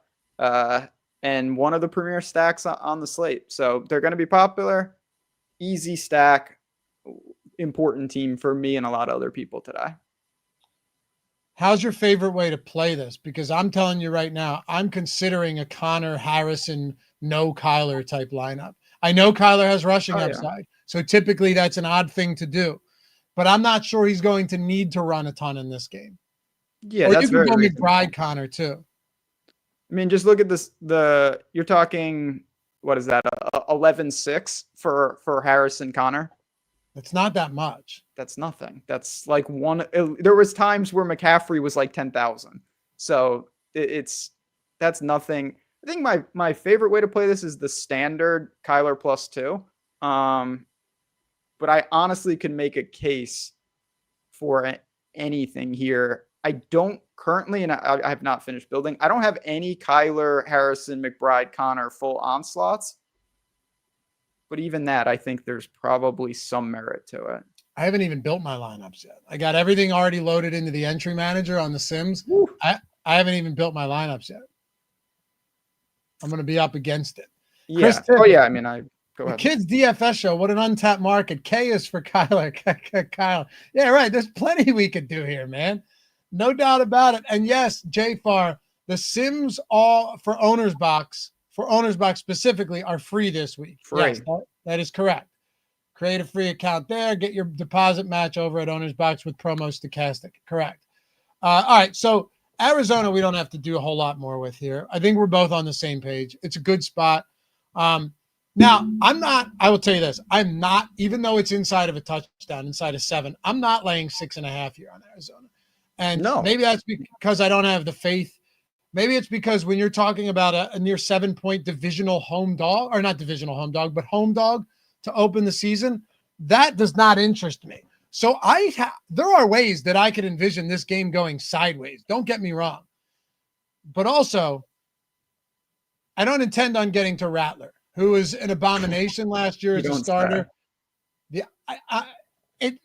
It comes down to what are you doing with Kamara? I'm uncomfortable with this exposure right now, and you need to either confirm my worries, or you need to talk me off the ledge, because I right now on a big slate with so many underpriced guys, I don't know if I want to get to 63% Alvin Kamara despite his massive workload.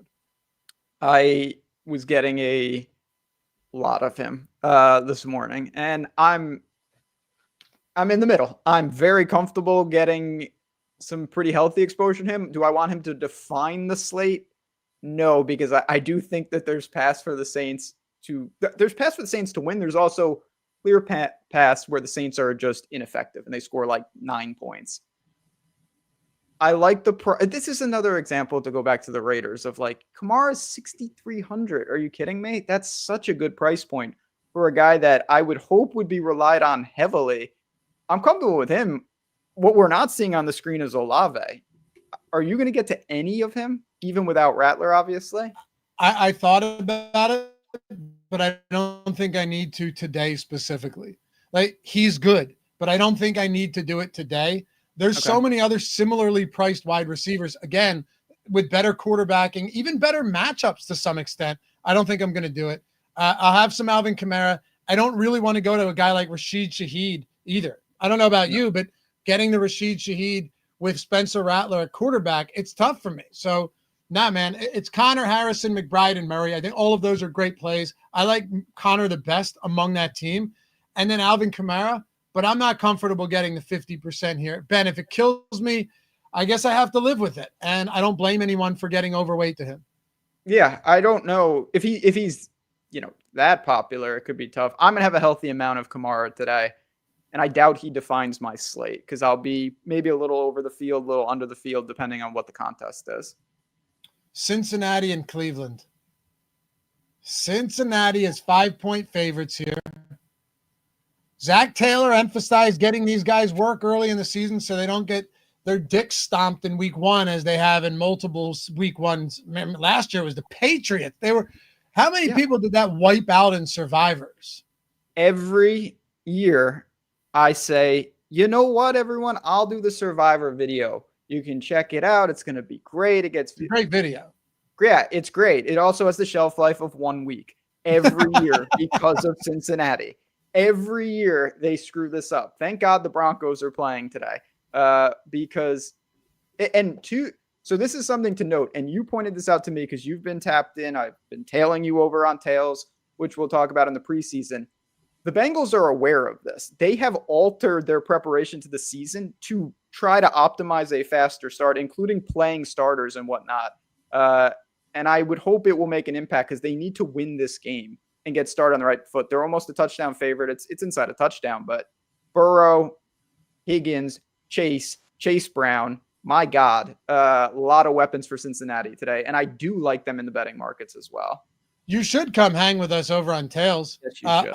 All my NFL picks are free this year. I may throw together a little touchdown round robin today as well, Ben. I already dropped the no sweat anytime touchdown, and I had a day yesterday in college, so I'm feeling good. So I even gave you a winner. That's when you know I'm dialed in, because every time I give you a bet, it loses no matter what it is. And I gave you a college football winner yesterday. It was a winner, man. It was a big winner, and I was happy about that. Check it out. Links down there. Just create a free account, 100% free. All those picks free down there as well. Anything with Chase Brown, with Jamar Chase, T. Higgins, no problem there. We're getting less Chase Brown than we were earlier in the week, but I get it. I wanted to get underweight to where the field was, but it's come down. Jamar Chase is not that tough to get to. He's just dominant, man. We are a little bit under the field on him.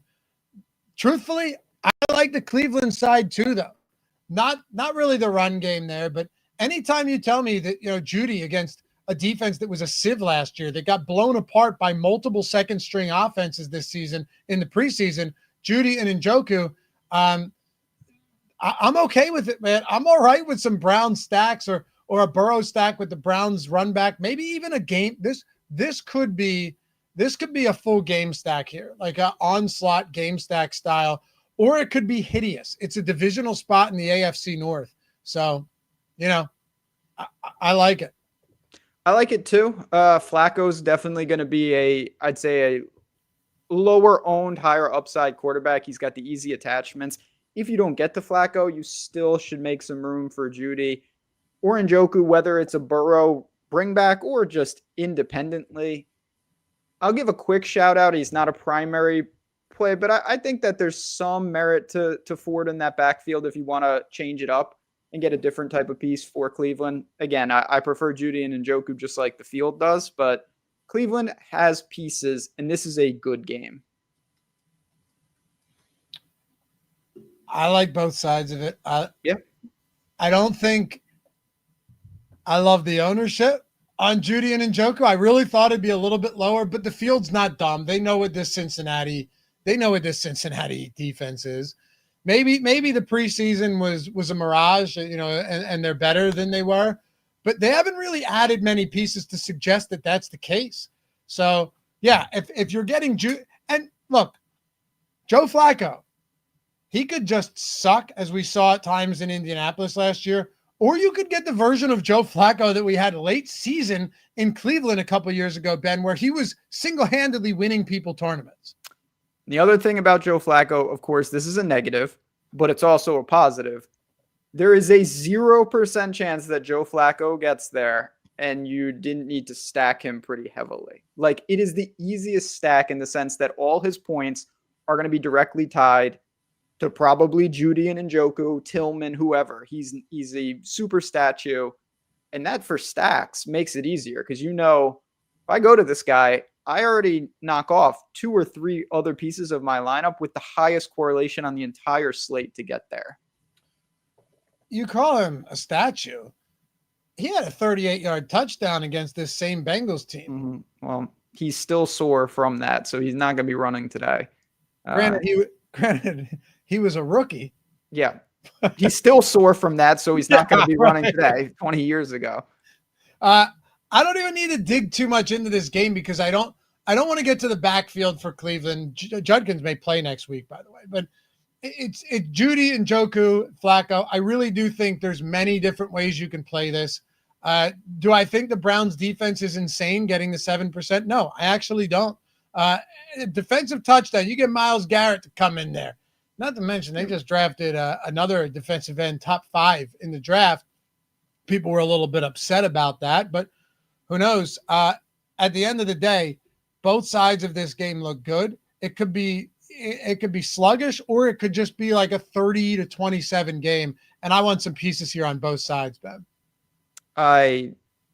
Of the games that we've talked about so far, I think the last 2 are the most stackable in terms of having players from both sides on OwnersBox going like full onslaught. This is a good game with a healthy total, and I like Cincy, but I still think that the implied total for the Browns puts them firmly in the conversation. If you're playing, super flex over on OwnersBox, would you consider the 2 tight ends or 2 quarterbacks from this game? I think this is the type of game where you can do that. It's just both of the quarterbacks don't move. So the biggest problem is you're going to need to fill your lineup with basically all the skill position players from the game. That is a bit of an issue. You're right. That's the issue, though. And of course, pricing. I'd let you guys know one more time because there's over 3,100 of you with us. OwnersBox is dropping a ton of these free entries for today as long as you have an account over there. But also, this is a truly massive sign-up bonus if you're a new user. It's a 100% match up to $750. Outrageous, okay? And it's over after today. So if you're not taking advantage of that, as Ben said, it's essentially found money. Make sure to do that. The Sims are free for OwnersBox this week. And also, last day to do this, tomorrow actually, but then we'll get into these remaining games. We have 3 absolutely monster promos happening, or 2 monster promos happening right now. If you want the entire season of NFL over with the Sims, whether it's core, whether it's max, whether it's an annual all access package, 10% off. This is already the best deal we have, but now you're taking an additional 10% off. Huge. If you're someone that says, you know what, I intend on playing DFS for NFL all year and using the tools. Well, instead of having to pay monthly, just do it this way. Or if you want to try the monthly out, you're like, all right, man, I haven't tried the Sims yet. I haven't tried any of this, but I've seen the results. 30% off any monthly package, core or max monthly, 30% off. All the links are down there. You don't need to use the promo code. It'll auto load the promo code in for you, right? So you just use that link at checkout. The promo code will load. Take a second. Play this in the background while you sign up. You got a monster main slate, afternoon slate. You've got Baltimore and Buffalo tonight, Sunday Night Football. We cover every slate for the Sims, have every slate, single lineup Sims, every single slate, no matter what style of player you are. 3 milli winners last year using the Sims. We had one on Thanksgiving. I remember that vividly. That was the Matt Eberflus day. You had our boy Bunt Cake, who Ben predicted we would have a milli, and we did that day. You had another one. I mean, 3 of them just last year rocking the avatar. So if you haven't done so yet, I promise you, you still have plenty of time today to lock these in before the slate even begins. And then all of the remaining slates, not only for today, but through the rest of the month. So there you have it, man. Check them out. Early bird special, 10% off the year, 30% off any month. Links down there. Take advantage of that while you can, because that stuff's going away very soon. All right. Here's the question now for you. Miami and Indianapolis. Are you stacking Tua, Hill, Waddle? Is this a spot you want to get to? Because I do, even though the Colts have a good secondary. Another good game, another statue quarterback, and another team that, even though I'm really not high on Miami, I actually am going to bet the Colts today. I do like the offense because they've got skill position players that fit what I want to do, and they've got a quarterback that his sole goal is to distribute the ball as quickly as possible. And I think Miami right now, maybe you would push back on this, they're one of the more condensed offenses. I feel pretty confident that I know where you have 3 guys there that you mentioned, but there's not as many potential who the hell is that guy when they go to red zone. And it's just like, I've never seen that guy in my life on Miami. I think we have a pretty good idea, if they have success today, where it comes from. I would not push back on this. This has been my favorite condensed offense when Tua is healthy forever now. You actually could go to a guy like Malik Washington if you wanted to get different with a cheap attachment here. I think he's going to get more work over Nick Westbrook-Akina, the one with the crazy touchdown rate last year that was truly impossible to replicate. But no, you also have a guy in Devon Achane who's a capable pass catching back. So there's ways to go, and we're getting a lot of Miami today. You can go Tua, Hill, Waddle. You don't have to just do that, though. Jonnu Smith is gone. So this is actually a more condensed offense than it was last year. You could go Tua, Achane, Waddle, Tua, Hill, Achane. All of that stuff is very doable on a slate like this. Don't feel like you just have to do it with the top 2 receivers. Now, I know most people, that's the way they would prefer to do it. I don't think you have to, though. And like a Malik Washington at $3,200, I'll bet you they try and find a couple unique ways to get him the ball today, Ben. They brought Darren Waller on, but he is out for this game. So I'm gonna get not weird with Miami, but I'm not just gonna go, okay, every Miami stack is Hill and Waddle. I don't think that's necessary either. No, you have some ways to do it. This is another game. I'm gonna go to what you said with maybe like Connors Harrison. Give me some Achane Hill. That's what I said too. I said the same thing. Yeah. Yep. I'm fine. Oh wait, I'm sorry. Are you saying without Tua? I'm saying without Tua. I'm saying absolutely. Give me the 2. Builds. Yeah, you're talking okay, a little more pricey, 13.6. I'm fine with that. You have cheap rushing quarterbacks on the slate where the Miami could get there and someone could box out Tua. I like that build. I'm going to explore that. I'm going to use probably I'm going to mess around. We have some new functionality in the single lineup sim where you can lock some players and go with some randomness. I am going to go in there and I'm going to lock Hill and Achane and see what it gives me around that, just as those two without Tua. Yeah, and then you can clear the lineup in the single lineup sims. Just keep running it and simming it until you find one you like. Save it with the name. And now the entry manager works with the sims as well. So like I'm gonna do all of my like 150 max stuff in the pre-contest sim, Ben. Add it to the entry manager. Go to the single lineup sim. Build out my single lineup stuff or 3 max and add that into the entry manager. That's how I plan on doing it for week 1 and going forward. Pretty sweet. It's not bad. The fact that you can adjust randomness is huge too. That's what I love, because it's like, I don't want to know who's just the optimal. Okay, sure, that's great. I want to know what are the, like, who's a one-off? If I want to get weird, what does it look like? And you can just do that with the click of a button now. I've mentioned it to you throughout the week. I love Jonathan Taylor. It's a shame his ownership has come up, but I'm still more than happy to get with or a little bit above the field there. Josh Downs is off the injury report. He's good to go. Tyler Warren could be a force this year as well. This game probably is my favorite game stack, and I could see it just really, really punishing me for it. But I love it across the board. I actually love the idea of I could see myself going Achane and Hill with Jonathan Taylor on the other side. Could you see yourself going Achane and Hill with a Colts stack on the other side with Danny Dimes? Yes, absolutely.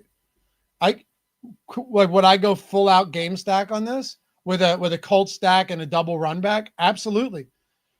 You don't have to be excited about Daniel Jones, but he's played behind a horrible offensive line his whole career. This Colts offensive line has been top 5, top 10 for years now, and nothing should change this year.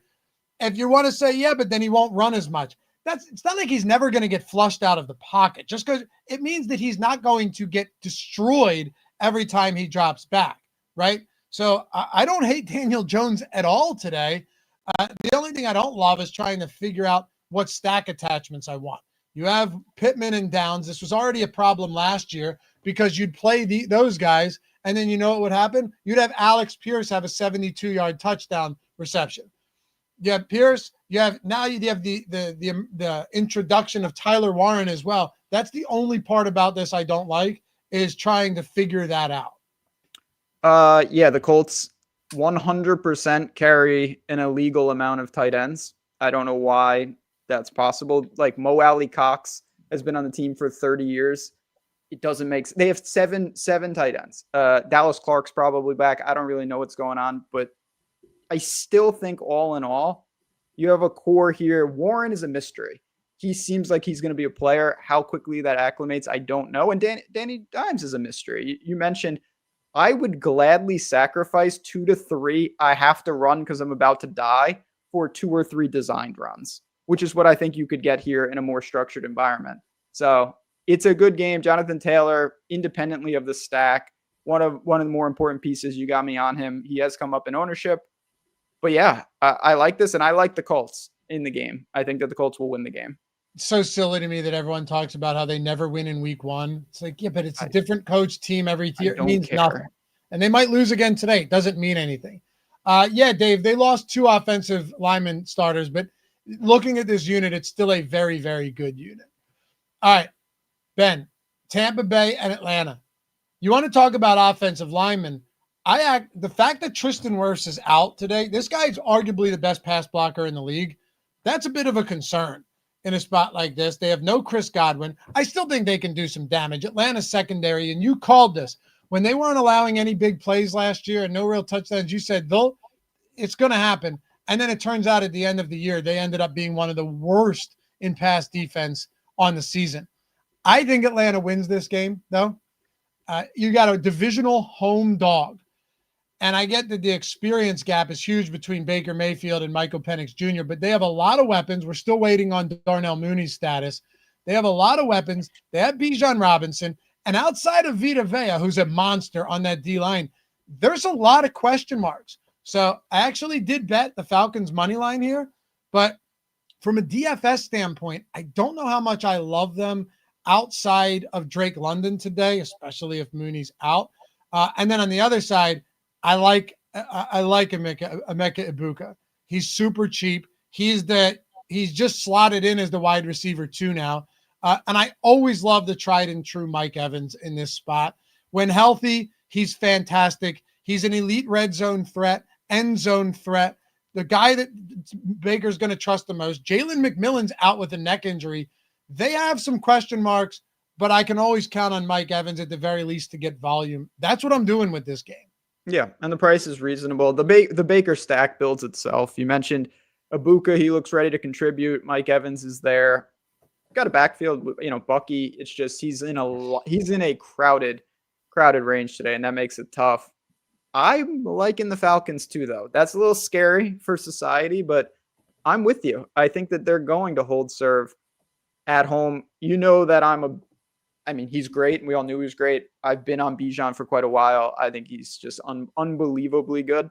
And they've got the weapons. You mentioned London. I don't think I'm going to get to the Falcons stacks. I wasn't getting a lot that's this morning, and I'm fine with that, but I definitely want some Falcons skill position players, and I will pay the premium for both London and Bijan if I have to. I would too. Josh Vita may not play. From everything I've seen, he's going to play, but of course we'll have the inactives there. Keep an eye on it. P. Wayne, the Falcons offense will struggle. That is one man's opinion, of course. To me, I think the Drake London spot, and as you could see before what's that? I said they might. That's in the range of outcomes for sure. Yeah. We're getting Mike Evans as our highest exposed for Tampa, 10% Ibuka, all of that I like. For Atlanta, though, I flip over to this team, looking at our Sims exposure. I love that we have 18% London. I wanted to at least be with, if not above the field there. I thought he'd be a little bit less owned, but looking at the $6,500 price point, I'm not surprised. Are you going to try and get over on a 15% Bijan as the highest price running back, Ben? Slightly. It's not going to be anything crazy just because there's an opportunity cost, not for price, but just for position scarcity. How many backs have we named in the 6 to 7K range that are in also elite spots? So it makes it tricky, but he is that good. I'll give my obligatory Kyle Pitts Sr. Maybe adding the senior to the name on DraftKings has invigorated him, and hopefully he can do something this year. But you've got a big 2 in Atlanta that's going to be a problem for teams. Those are legitimate top-end players in Bijan and London. And a healthy Darnell Mooney is not a joke. No, he's not a joke, but those 2, I think if you were talking skill position players, I honestly think there's a chance that running back plus wide receiver salary aggregation, they might be the highest 1-2 at some point. I could absolutely see it. I'm just saying that even if you try and take them out of the game, other guys in this offense can make you pay for sure. No doubt. All right. Favorite way to play this, favorite way to stack it before we move on to Tennessee and Denver. Stack is easy. Baker +2. The good Falcons players. And one quick thing, if you want to flip this game on its head, I do worry a little about the Falcons offensive line. I have some Bucks defense, obviously not against my Falcons, but I think there is a world where that line doesn't hold up and Tampa really causes problems. So you can play this all different directions. Just a good game to get a good exposure. And if you get that right, you double benefit. You hit your defense and you probably kill 2 of the more popular high-end players on the slate. Could absolutely see that. So I want to go Evans, Ibuka. I thought I'd be getting more Baker stacks, but I might be kind of coming off of those Baker stacks a little bit now. And more so, you know what I could see myself doing, Ben? And then we'll move on to this next game. I could see myself going with Evans and Drake London secondary stack type style. I call that I say a twist. It's not my core stack, but it's it's a micro stack without a quarterback from either guy. Yep. Yeah, your twist, right? We talked about those twists a lot last year. I love that strategy. Tennessee and Denver. Broncos 8.5-point favorites. This has moved considerably. A lot of people would tell you the square play is to bet Denver here. I can understand it. I bet Denver at 7.5 and said, I don't care. I'll eat the chalk here. I think it could be a tough one for Cam Ward going into the altitude. Going in first ever game as the number 1 overall pick against a very good defense. The Broncos defense led the league in pressure rate last year. They came out of nowhere under Vance Joseph. They were expected to be the rebuild defense, right? And it was like, well, we have one guy. We have Patrick Surtain outside of that. But then then you had Riley Moss come out of nowhere as a rookie. They just really developed a great defense, a good team. And now this team only gets better because they had a terrible run game last year. They get rid of Javonte. They add RJ Harvey and J.K. Dobbins. So I like Denver here. I don't know about 8.5, but I guess 7.5 to 8.5, not a huge difference, not a key number it's moving through. But I don't really want to play anyone from Tennessee today. I don't think I can do it. Yeah, I mean, on the betting other than side, Pollard. Betting side, Denver is going to be a popular survivor team. There'll be a popular teaser piece for a lot of people. I'm not going to lay the points. Tony Pollard, the price, get it right, 5,700. It's near 6,000. But yeah, he could be busy. I do think with a rookie quarterback, what would make the most sense for Cam Ward? Easy throws, lean on that backfield, don't do anything stupid, don't lose the game. I think he'll try to do that, and I think Pollard benefits. The problem is the touchdown equity for Tennessee has to be amongst the lowest of any team on this entire slate. So it's hard to get to anything more. Your boy, Chig, who's fantastic at times, is always a value tight end. There's just not that big of a need to go there today. So I'll have some Calvin Ridley in the future. I just don't think it's going to be today. You know what? Maybe we just look dumb and Cam Ward comes out. What? I said that's been known to happen from time to time. Yeah, it's possible. But also, the struggles of number one overall picks in their first game is well documented. Caleb Williams got a win last year. He shouldn't have. I bet Tennessee, and I'm still pissed about that one. I bet that too. We both did. You remember they didn't have an offensive touchdown? I don't think they had an offensive point. I think they won 21-17. Our mistake was thinking Will Levis wasn't awful. He ended up they were up like 17-0 and ended up losing that game outright. Yeah, I don't want to talk about this. Yeah, I had forgotten about that, and I never would have remembered if you didn't bring that back up. I was talking about it in a betting spot this week. Do you want anything from Denver? This is actually one of the teams I'm lighter on than any other team this week, believe it or not. Not really, to be honest. I mean, people are going to go to the defense because you have the money, and I think that's fine. Cortland Sutton, I'm going to say what I just said about Ridley. There's going to be times where I'm going to play Cortland Sutton and Bo Nix for that matter. I just don't think it's going to be today. I put Dobbins in an anytime touchdown scorer parlay. I do think he has some equity, but it's just such a big opportunity cost in the backfield. You mentioned Harvey. A lot of people are high on him, including you. And I don't see any reason to discount that. Denver's a good team, but they're not a great DFS team right now. Yeah, that's very possible. Yeah. Maybe this might be the spot where you look dumb, where we just should have more Denver. That's very possible. It is, but it's just like, okay, if Denver wins 38-3 today, which is definitely, it's always possible. I'm still not sure there's the guy. Both backs could have a touchdown. Sutton and a random person can have a touchdown. The defense could have a couple, and you look and everyone was effective. But we're talking about GPP ceilings here. I don't see it. And if that burns me, I have to live with that. Yes, sir. Talk to me about San Francisco and Seattle. The whole McCaffrey news has thrown a wrench into the works of everything, right? I mean, just in a massive way, it's thrown a wrench into the entirety of the slate. You may not like this. Actually, I don't know how you're going to feel. I may just fade Christian McCaffrey today. I think at this point, most people have, even if you weren't playing him, you were certainly not going to play him. If you were, I would assume most people are going to pivot. There's always the question though, at what point do you go the other way and say, if Christian McCaffrey's like 2% owned, I will take the risk? Well, since our last update, he's come down a ton. Now I feel opposite. And that may sound like I'm just going back, but it's not. It's exactly what you just said. I thought his ownership was higher than that. If McCaffrey's genuinely going to be, mid-single digits, I think he will be. if we think McCaffrey is going to be like 5, 6, 7%, because this is all anyone's talking about. Even your casual coming into this, that's like a season-long player, knows that Christian McCaffrey there's an issue here.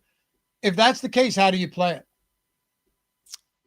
I think you just need to with most plays, you just need to be content with what you're doing. If you say under no circumstance do I want an entry that's dead, I would not play Christian McCaffrey. But if you say I am willing to say X% of my lineups, I'm willing to throw them in the trash by taking a shot on a guy that if we got the news wrong or it turns out he's fine, we're getting a big steal.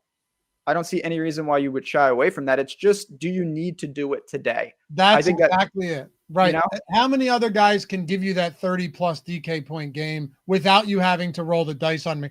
Because McCaffrey, you might be like, shit, that's awesome. He gave me 30 and he's low on. And then it's like, yeah, but all the other guys had 28 to 30 as well. Yep. Jonathan Taylor, Achane, Bijan. There's a million good backs today.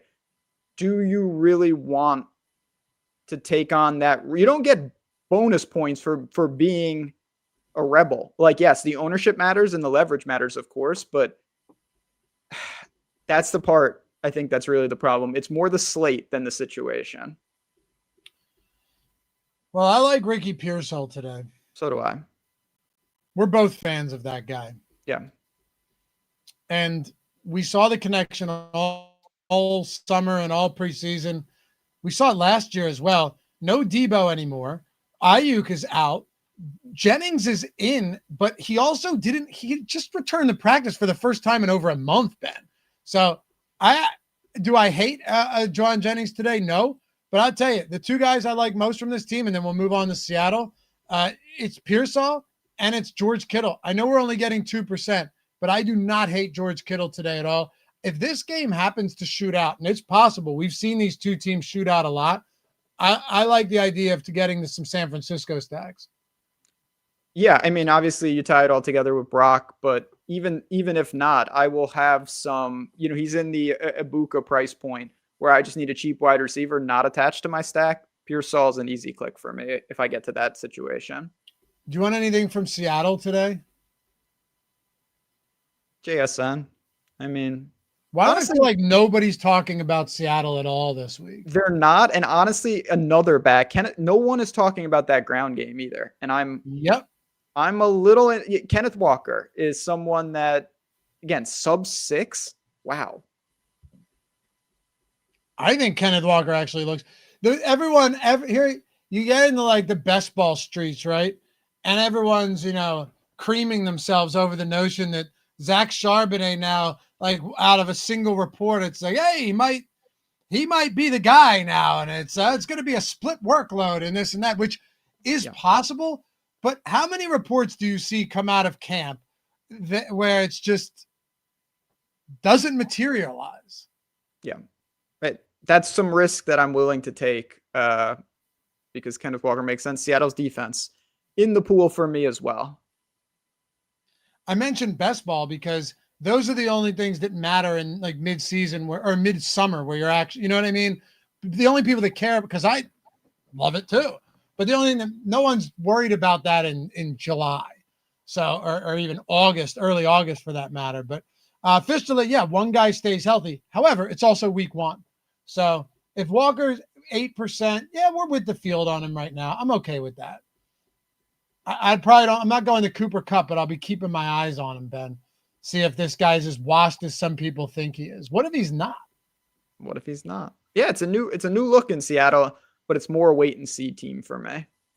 All right, here's in my opinion, the game that could be the most troublesome for both of us, for anybody here, because you could stack this game heavy and it just ends up being two good defenses that slow things down. Or this game could go nuclear. I mean, you've got a healthier defense for Green Bay when they were dropping like flies last year. They're getting healthy. Hutchinson's back. Micah Parsons, from what I saw, could be getting an injection in his back, assuming he plays in this game, right? Talk about him having an epidural.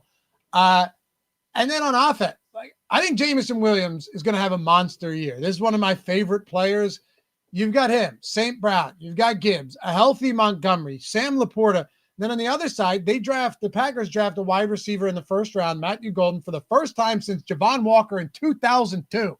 So they've got some players on both sides of the field today. I don't necessarily know how to play this one. Yeah, that makes two of us. It's crazy. Someone like Gibbs, who is so electric, haven't heard much of his name at all. And we talked about so many running backs already. You mentioned Jameson, just crazy upside. It's another team where I'm not going to give you I'm not going to get to Detroit stacks. I'm going to try to make sure I get at least a little of their top end weapons and hope that the touchdowns fall there. But even St. Brown, I prefer, if you're telling me I could get him or Chase, I'm going to take Chase more often than not. And that makes it tough. Great game, two elite teams. And when you talk about elite teams, you can get elite scoring. You can get an elite game that's very methodical. I don't really like the Packers side, I'll be honest. They could be a great under the radar stack, but you have to make some stands. And for me, the Packers, Jacobs, I just prefer guys at these individual price points elsewhere. So Chris Rodriguez is a healthy and active today. Dude, Washington just needs to not be on this slate. Pour one out for Adam Scher, who shit my money, who every fucking day on Twitter is berating people for thinking that this could be the Krosky Merritt season. Woo, man. If Rodriguez is out, so you've got watch it's still just like Eckler and McNichols. But that Spags and Eric are coming up next. I want them. Spags, I see you guys will handle this situation, I would assume, pretty heavily, right? So, yeah, he gave me the thumbs up just because I don't want to. We're past anyway. Really, this goes to 11:40, but they'll handle that one. That's actually a pretty big. Am I wrong? That seems like significant news against the Giants, even though they have another. That's why I don't need to tell you guys this. That's why you want to not go anywhere after we hop. But the boys got you covered. I will be watching. I cannot wait to hear what Spags and Eric are going to say on this and many other wrinkles to this slate. Yeah, man. Got to stick around live before lock. Those guys are coming up right after this. I'll ask you, though, before we get to the final game, if you were – because right now I don't have much of this game. Josh Jacobs is my highest exposed player. If you're playing this, do you just go with the mega stack? So there's another game on like OwnersBox and loading up. Yeah, I think you could go mega stack here just because of – how many times did we see the Lions last year in particular when they were really rolling? They were hanging crazy. No, it was like college football out there for a while. It's just, it doesn't really fit what I'm trying to do today just because of the soft pricing. That's where it's really difficult. I will tell you this. It is if you're up there in a tournament and the anti-sweat, the fade game for you or any of us is fucking Detroit, Green Bay, that is going to suck. Yeah. Let me tell you, that's not a good feeling because you're just like, oh, okay, I got to dodge 34. Okay, I got to dodge now 26, up 18. And then you're like, wow, it's only the first quarter still. And then they get 3 bonuses and it's over. All right. I'm going to make this quick. And we don't need to. Nico Collins in this Houston game, they're 3-point dogs, 43-point total. He's the only one I like here. I'm not going to the backfield. The Rams defense and the defensive line with those young guys is way better than we thought it would following the departure of Aaron Donald. Christian Kirk, new addition, is also out today. So now you're talking about, a couple young rookies coming in. I don't have much faith there. Dalton Schultz, whatever. It's Nico Collins for me or bust on the Houston side. I'm worried a little about Houston's line.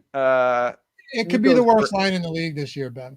It's disturbing. I love their defense, which is hilarious because it's like, so that hurts my Houston exposure, but I love their defense so much it hurts my Rams exposure. So I don't have a lot to this game. I'll give one or two quick thoughts and we'll be out of here. Loughy, do not end the stream. Just saying that right now. It's been going through my head the whole time. Don't do that. And listen, Puka and Kyron, I want to see how Devontae Adams fits into this team, but I really respect what Houston does on defense. It's not just Stingley. They are a problem. And I think we're going to see that a lot this year. Petrie, all of those guys. They're dudes. And so you're not getting a discount this week on Kyren or Nakua. I'm not saying they're overpriced either, but they're certainly not crazy underpriced for the matchup. I rounded out with a kind of boring game, not one that I think kills you if you go underweight. They added CJ Gardner-Johnson as well. This could be good. And if you wanted the final additional wrinkle before we turn it over to our good friends, Eric Lindquist and Chris Spags, Matthew Stafford's dealing with a back injury. And while they say he's good to go, there's some real question marks here. Big 12-game slate. Hey, you guys are the very best. Appreciate you. Always fun, Ben. Follow Ben at JazzRazBets, me at Loughy_D. You can tail all of our picks for free over there on Tails, link in the description. And can we shout out OwnersBox for being in chat, giving away free tickets to their flagship contest all morning, and I believe it continues through Live Before Lock. It certainly does. They did an awesome job. And like we said, we opened up the tools. They're free. The deposit match is on your screen. If you are really thinking about how do I make money in week 1, go to the big opportunities, and this is really one of them. There's no doubt about it. They did a great job. The boys on Live Before Lock are going to tell you even more about it, but I want to see some screenshots today. I'm not going to make any crazy predictions because it's week 1, but I want to see some screenshots across the industry with these avatars today. $750, 100% deposit, up to 100% deposit bonus today only. Sims are free for OwnersBox as well for today as well. Just create a free account, and so much more going on over there. And it appears we'll have some overlay on top of that. We will see you guys back here very soon. Have a great rest of the day. Good luck today. We're all going to need it. Spags and Eric coming up now.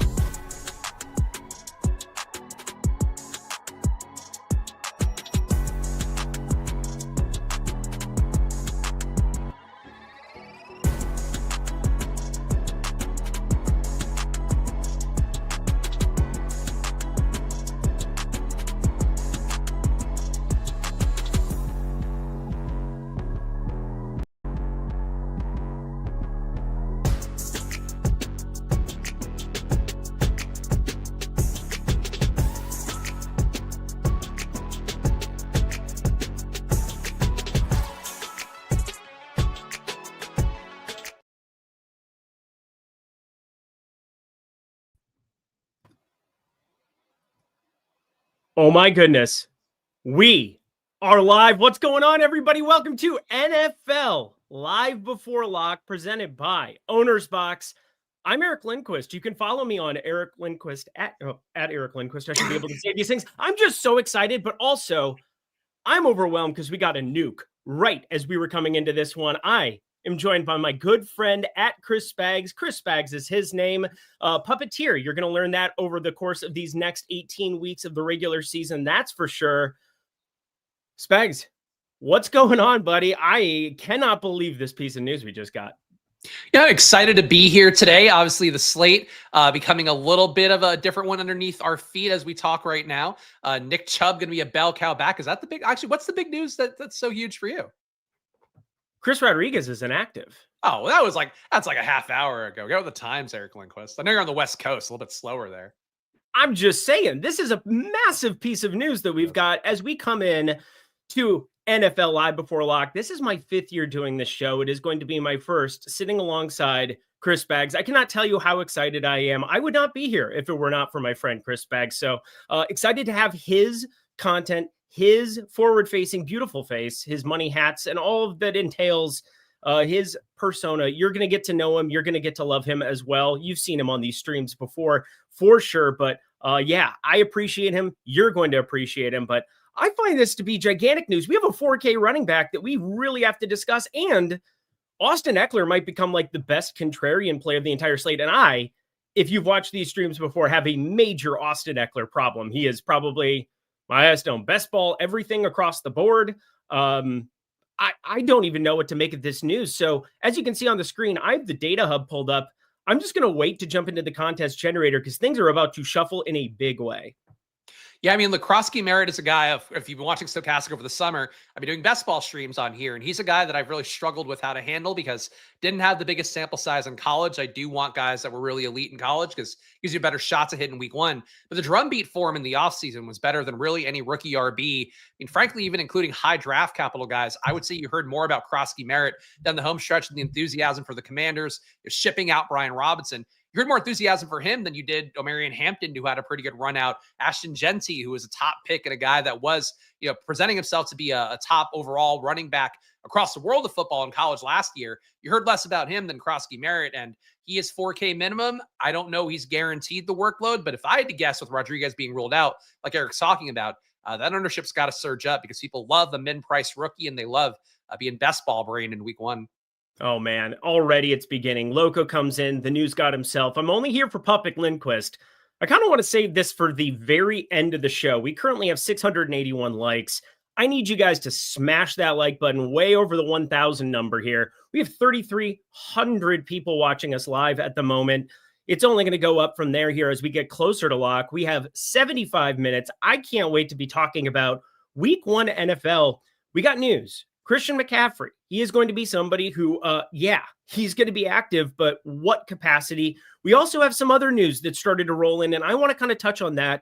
We'll touch on some deals we have at Stokastic and at OwnersBox, which Loughy had just discussed with. They have massive overlay going on for you right now. You got to jump over to OwnersBox right now. If you're looking for one positive EV way to play this slate, heading over to OwnersBox right now and taking advantage of all of those great deals and putting your username into chat because we're getting 10 tickets at a time here from the OwnersBox support that is coming your way. Take advantage of that amazingness right now. That is how you build a bankroll. That is how you sustain a bankroll throughout week one of the NFL season. We got a long ways ahead of us, but these Sundays, they're action-packed. Thank you to OwnersBox for being a part of it. Really excited. Plus, I'm going to pull this up here as well. First 1K to sign up with promo code Stokastic gets a free ticket. Plus, every 10 entries into our 250K contest today will get you $15 in a ticket for week two. That's up to $225 in free entries for next week. An unbelievable deal coming from them. So put your username into chat.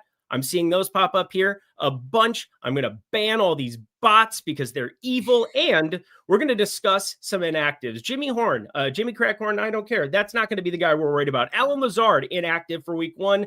Nobody cares about that one. Nick Chugg's expected to serve as a bell cow. I think we saw that one coming with his 11.5 rush attempts prop. Probably goes up a tick, but we talked about it before. Chris Rodriguez, healthy and active. And the other big one, I think, is Darnell Mooney inactive for week one. We didn't know how that shoulder was going to react for him here, but Darnell Mooney being out, Drake London's already one of the chalk du jour pieces that we've got on this slate, but Spags, we touched on the massive piece of news on the onset, but anything else that you want to discuss here before we dive into this slate going position by position like we do on Live Before Lock?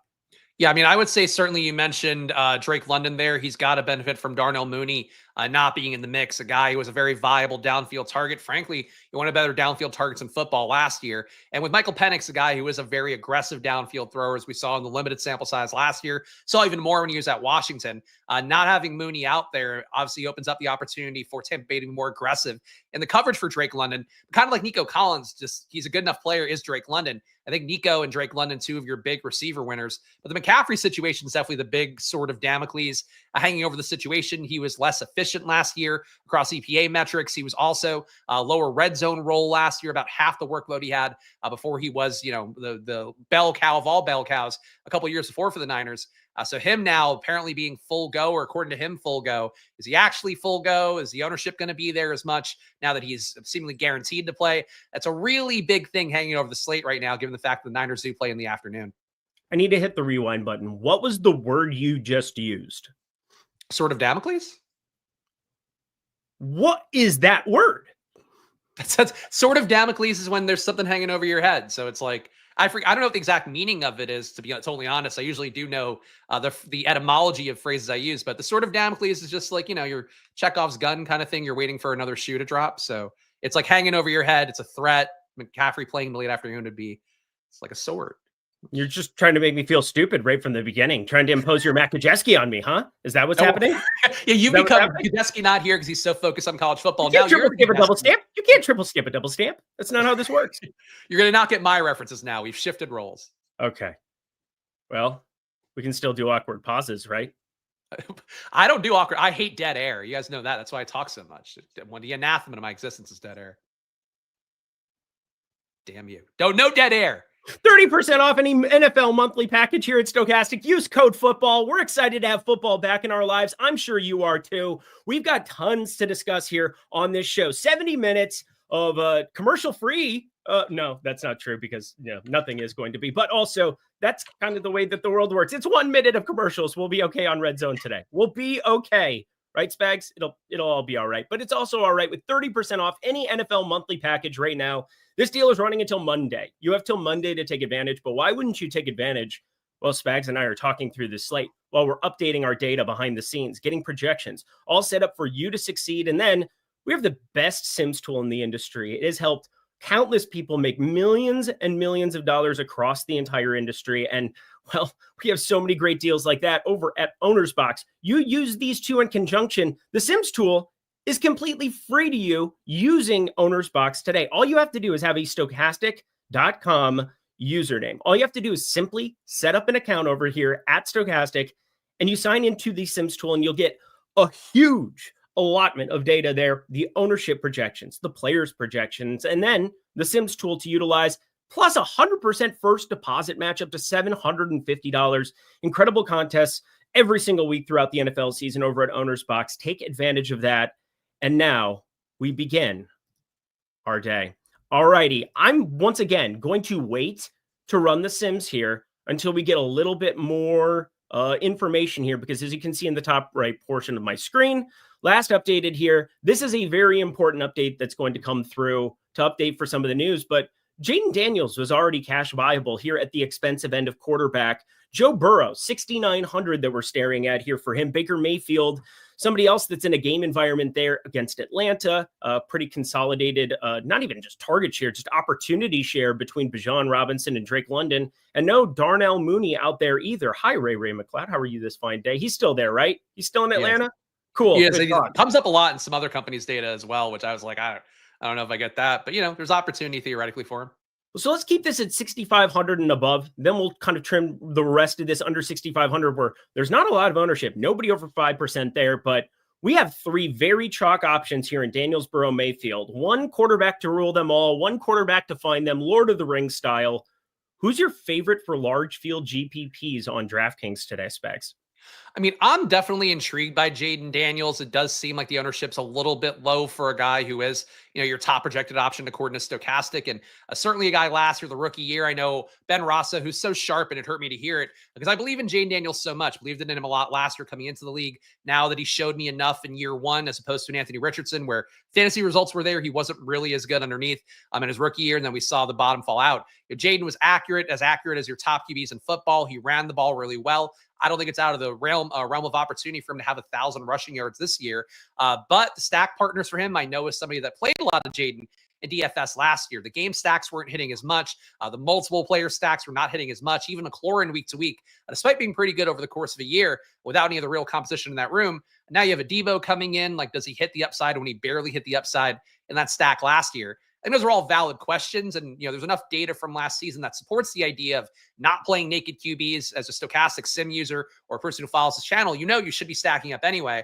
But Jaden stacks maybe not as clean. I think Debo's got good touchdown equity. But, Eric talked about Austin Eckler in the beginning of the video. He also does. If Ja'Cory Krosky-Merritt is changing the equation there, maybe Jaden runs less. There's question marks there, but I would still go Jaden's way. I would bring him back with Malik Neighbors and mix some combos in. I like Jaden the most, but I certainly get, Burrow's going to be played by a lot of people today. See, this is going to be very difficult for me because I had a very strong against Jaden Daniels stand for this. I thought he would end up being the guy that I would want to play in cash. So I didn't end up playing any cash games today. I normally always jam cash games week one. You get some softer competition and then it might go away for a little bit, but I didn't end up doing that just because I'm very focused on OwnersBox, focused on FanDuel, focused on DraftKings, focused on everything across the board and providing the best content that we can for you. That being said, Austin Eckler is now going to be a big part of my portfolio in some capacity. And I'm really, really wanting to find something to pair him with as far as like a game environment here. Malik Neighbors is already somebody that I'm here for. And I've got Loughy. Shout out Loughy for giving me all the goodness. JCM got up to 41.5. I saw as that crossed that 33.5 to 39.5 up to 41.5. We got Eckler, who was at 23.5. I hate how I know all of this off the top of my head because, well, I'm betting a lot. 28.5 for Eckler now. And then Debo to 14.5, which is very tricky. He was a Swiss Army knife, but got away from some of that rushing equity that we had seen back in his Green Bay days when he was the glorified, well, I say Green Bay because in the playoff game where they had Jimmy Garoppolo, they ended up just basically having Debo play running back in that situation. And there were so many times last year that Debo had ridiculous props in the absence of Christian McCaffrey, and it never really came to fruition. Does Washington utilize him more in that scheme? These are the things we don't know, and we're going to get egg on our face in a lot of ways when it comes to what we predict to happen, what the industry is predicting to happen, and trying to find that common ground. Daniels to Eckler is so appealing to me now that I have to roll out a little bit, but I was basically at zero, and Joe Burrow was my main guy here, so again, these are the things that change with news. This is why paying attention to news and late swap, things that I'm going to preach throughout this entire year, and I do every single year from a DFS perspective. Jaden Daniels far more appealing to me now than what he was before. And Joe Burrow, at least give me your thoughts on Joe Burrow with Jamar Chase getting paid, Higgins there who got paid-ish, I think is probably the right way of putting it. And they do get Hendrickson back in there. He got paid, but defensively, we still expect Cincinnati to be a sieve of themselves, just an absolute awfulness. How do we feel about Joe Burrow? Because I do think he will be the quarterback who pulls the most ownership on this slate, considering his props 2.5 passing touchdowns. You don't see that every day. Those are like Tom Brady type numbers when you have 2.5 passing touchdowns projected in the market. Yeah, I mean, and certainly last year, the high pass rate they had, about 10% pass rate over expectation last year for the Bengals. Obviously, the defense didn't help them out with that as well, where the defense was so bad. And, frankly, over the course of the season, I think stabilized a little bit as a 0.02 EPA per dropback defense, 0.02 EPA per pass, which is like about league average. But they had some really bad showings there that resulted in Joe Burrow throwing more. And frankly, this defense did not get much better over the offseason, if better at all. So for Joe Burrow, I think that for him, I get the logic. I do think, though, based on projections, you get Jamar Chase pretty easily. T. Higgins, some sites out there maybe coming up a little bit more, I think, with Stokastic's data. You're getting a lot of Jerry Jeudy, a lot of David Njoku. It seems to me like this is going to be a pretty ready-made game stack based on some of the data around the industry, and that's the part that spooks me the most. But I agree with you. It's obviously very appealing. The Bengals 26.5 implied points. Burrow was so good last year. The issue to me for a large slate like this where really aren't a lot of terrible matchups, like Steelers Jets is one I don't feel great about. Obviously, New Orleans being a pretty big dog at home, but even that team's getting a lot of players coming in. It's a week where there's so many games you could go to. I just don't know the Battle of Ohio with a Browns team that I'm not sure Joe Flacco's the guy that he was 2 years ago based on what he showed, last season for as much as he played for the Colts. I'm not sure the game environment's going to be as good as people think, but it's a high total game, 48 implied points, one of the highest on the slate. So I have no issue with it. I just think, it's not sneaky at all. And it feels to me like a week 1 main slate. I think there's some sneaking stacks that are probably going to win it.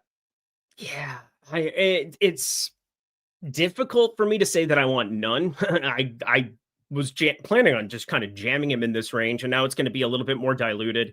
Going to get to a little bit of this Baker Mayfield goodness, Egbuka, and I think Mike Evans probably one of the more appealing tournament options as well. When you talk leverage can also exist within the same team, and I think you have leverage off of Egbuka to some extent, especially if you're going to play some singles or maybe some K-Dot and double along with one of those pass catchers. Mike Evans, pretty appealing to me as well. We'll get into that ownership, and things are going to fluctuate now that we have a 4K option at running back, and I would say a pretty strong one at that. I'm updating stuff on my end. We're updating it and doing a great job over here at Stokastic, getting you apprised of this news. Let's dip below this top tier of quarterback into Kyler Murray, Bo Nix, Brock Purdy, Jordan Love, CJ Stroud. Absolutely nobody pulling ownership. But if you ran the Sims earlier in the day, Kyler Murray is somebody who definitely was showing up in spite of the fact that we got a report he is sick entering today's game. And with 1 hour before locks bags, I think there are people that are probably going to trim him down or that would have clicked on Kyler Murray, somebody who has 2 very viable pass catchers in Marvin Harrison, who year 2, maybe we can see him come back to fruition. And Trey McBride, who was always there and ran into terrible touchdown variance last season. Bo Nix also expected to take a big year 2 jump amongst these quarterbacks. And I totally see it. I mean, we saw it at Oregon. He was one of the most accurate passers that we had ever seen in college football. And that is exactly what Sean Payton wants out of his quarterbacks. This is what he schemes for. The Drew Breeses of the world who just do what he tells them to and allows for players to do their thing. How are we feeling about this range? Because I don't know if Bo Nix gets the love that he should necessarily deserve here. And Kyler Murray, if people are going to shy away and you get a 2-3% guy who didn't run as much last year, but definitely has that skill set, I think that's very appealing for tournaments as well. I mean, there's been talk in the offseason about Kyler trying to run more. I think they're aware of the fact that under 5 rushes a game for him last year and really not a great red zone rushing role like he's had in the past either is where they want him to be. But that said, another year of growth for Harrison. Obviously, you have James Conner's reliable back. McBride is really one of the best tight ends in football for fantasy and for real life in his ability to block and actually create value in the pass game, as opposed to a guy like Brock Bowers, who's a great offensive option, but really a part of the reason he's lost some snaps in the preseason is because he doesn't block as well as Michael Mayer. There's great options there in a stack. The issue for me with Kyler is that I think his true ceiling probably comes with running more, and with Connor sort of guaranteed red zone role, I would find it hard to believe he doesn't score an anytime touchdown today. Maybe gets 2, but I think he's going to get that 1 touchdown no matter what. It's hard for me to see the true upside being there, especially with New Orleans, a low total as well. They are a home dog. Maybe they push it a little bit more, and Kellen Moore's a great coach. But I think it's hard for me to get there on Kyler. The guy I like most of that range is Baker Mayfield. And I'm with you. It's a nice total for Bo Nix. Broncos are a team that will put it down sometimes if there is an opportunity to score a lot of points. And it does seem like this Tennessee team greatly overmatched in week 1, even though Cam Ward should be better. This defense, not the one you want to see for a rookie, in week 1. I get the guys in this range. I get Trevor Lawrence as well. That Carolina game environment looks pretty good. Baker Mayfield was so good last year, and every week I do a video on my Splash Play channel reviewing the top scorers and all that. And every week it's Baker putting up 20 points and he's like QB3, QB4. He's hanging around.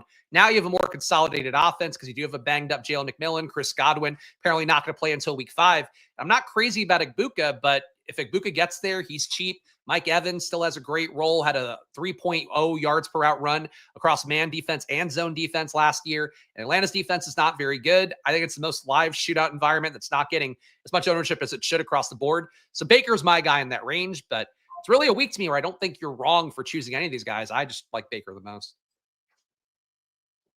Arkathelza, what you've just said is one of the most insanely idiotic things I have ever heard. At no point in your rambling, incoherent response were you even close to anything that could be considered a rational thought. Everyone in this room is now dumber for having listened to it. I award you no points, and may God have mercy on your soul. I know that reference. That's Billy Madison, guys. I'm really trying to differentiate myself right away by calling out all your references and pointing out how great they are. Thank you. I mean, come on, man. We're talking about a 4K running back infused into the slate he has a 40.5 rushing prop as it is. So, Already, this is going to look ridiculous, especially in a game script. They're expected to be up. And what are we doing here? It matters a ton. God.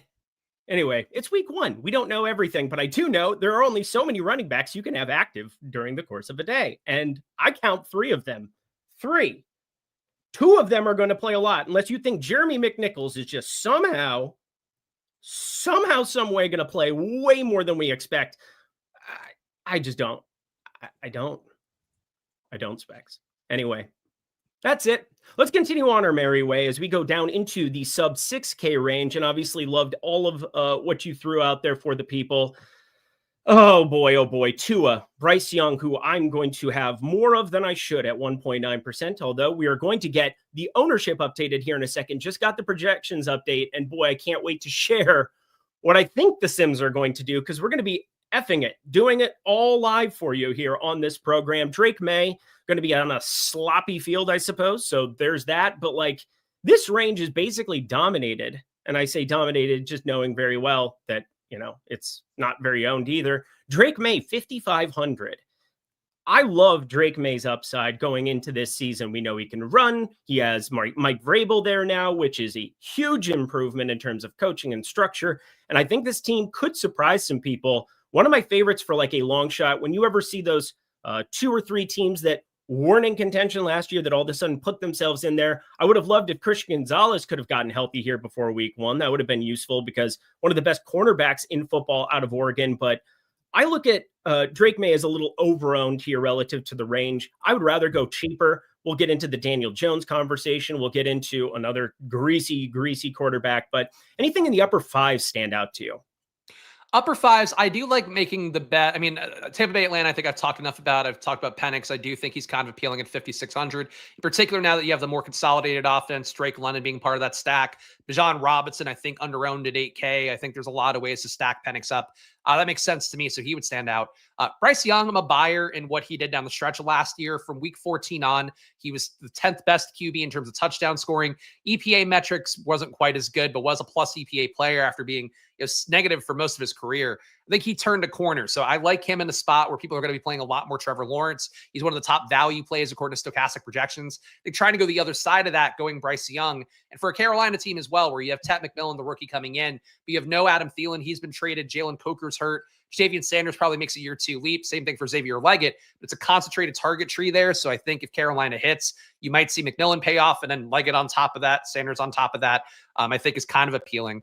So Bryce Young, I would favor. Drake May, I'm with you. I'm not crazy about. I think he runs less than people realize, only 4 rushes a game. Maybe 2 of those become designed runs this year, but I'm just not the biggest fan of his accuracy. He's one of the least accurate QBs in football.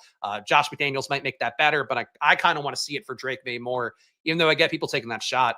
So I think in that range for me, Bryce Young, Michael Penix. And I have to say, the Sims seem to love Tua. Like at the very least, like the highest ROI lineups are Tua doubles, Tua triples. I'm not crazy about Tua in that respect. I think Miami is heading towards Mike McDaniel being one of the first coaches fired this year, if not fired by the end of the year. They've had a really kind of tortured offseason already, with Tyreek missing large portions of practice. The team's fighting with him, took away his captaincy. I'm not crazy about it, but the data does support projectable guys in week 1 and 2, and the Dolphins probably a little bit cheap for how projectable they are based upon the long-term history. Yeah, hard knocks. Life comes at you fast. Boy, oh boy. Philly, just ridiculous culture and everything. They're basically like giving it the nah way. You're not going to come in and do hard knocks here. I mean, it's just like a culture thing, I suppose. And McDaniel, I guess the glimmer has kind of gone away with him to some extent as a head coach there. But no matter what, Tyreek Hill is somebody that you have to have a little bit of buyback. It was so bad last year relative to where he was drafted across the board. And then what his salary was for our purposes here in the DFS streets. I definitely think there's some buyback there. And I think there's some buyback on Jalen Waddle now that you've got Jonnu Smith out of there, who I don't think people realize how good Jonnu Smith was with the Miami Dolphins, Spags.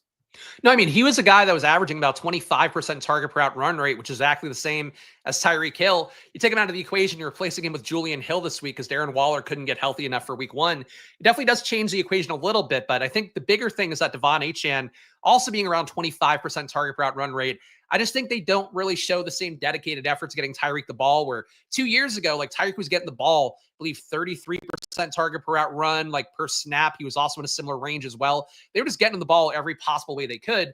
Last year, that wasn't the case. Maybe the Dolphins realized that and tried to course correct, but it could also be that Tyreek, the motivation not being there, the team kind of losing some faith in him.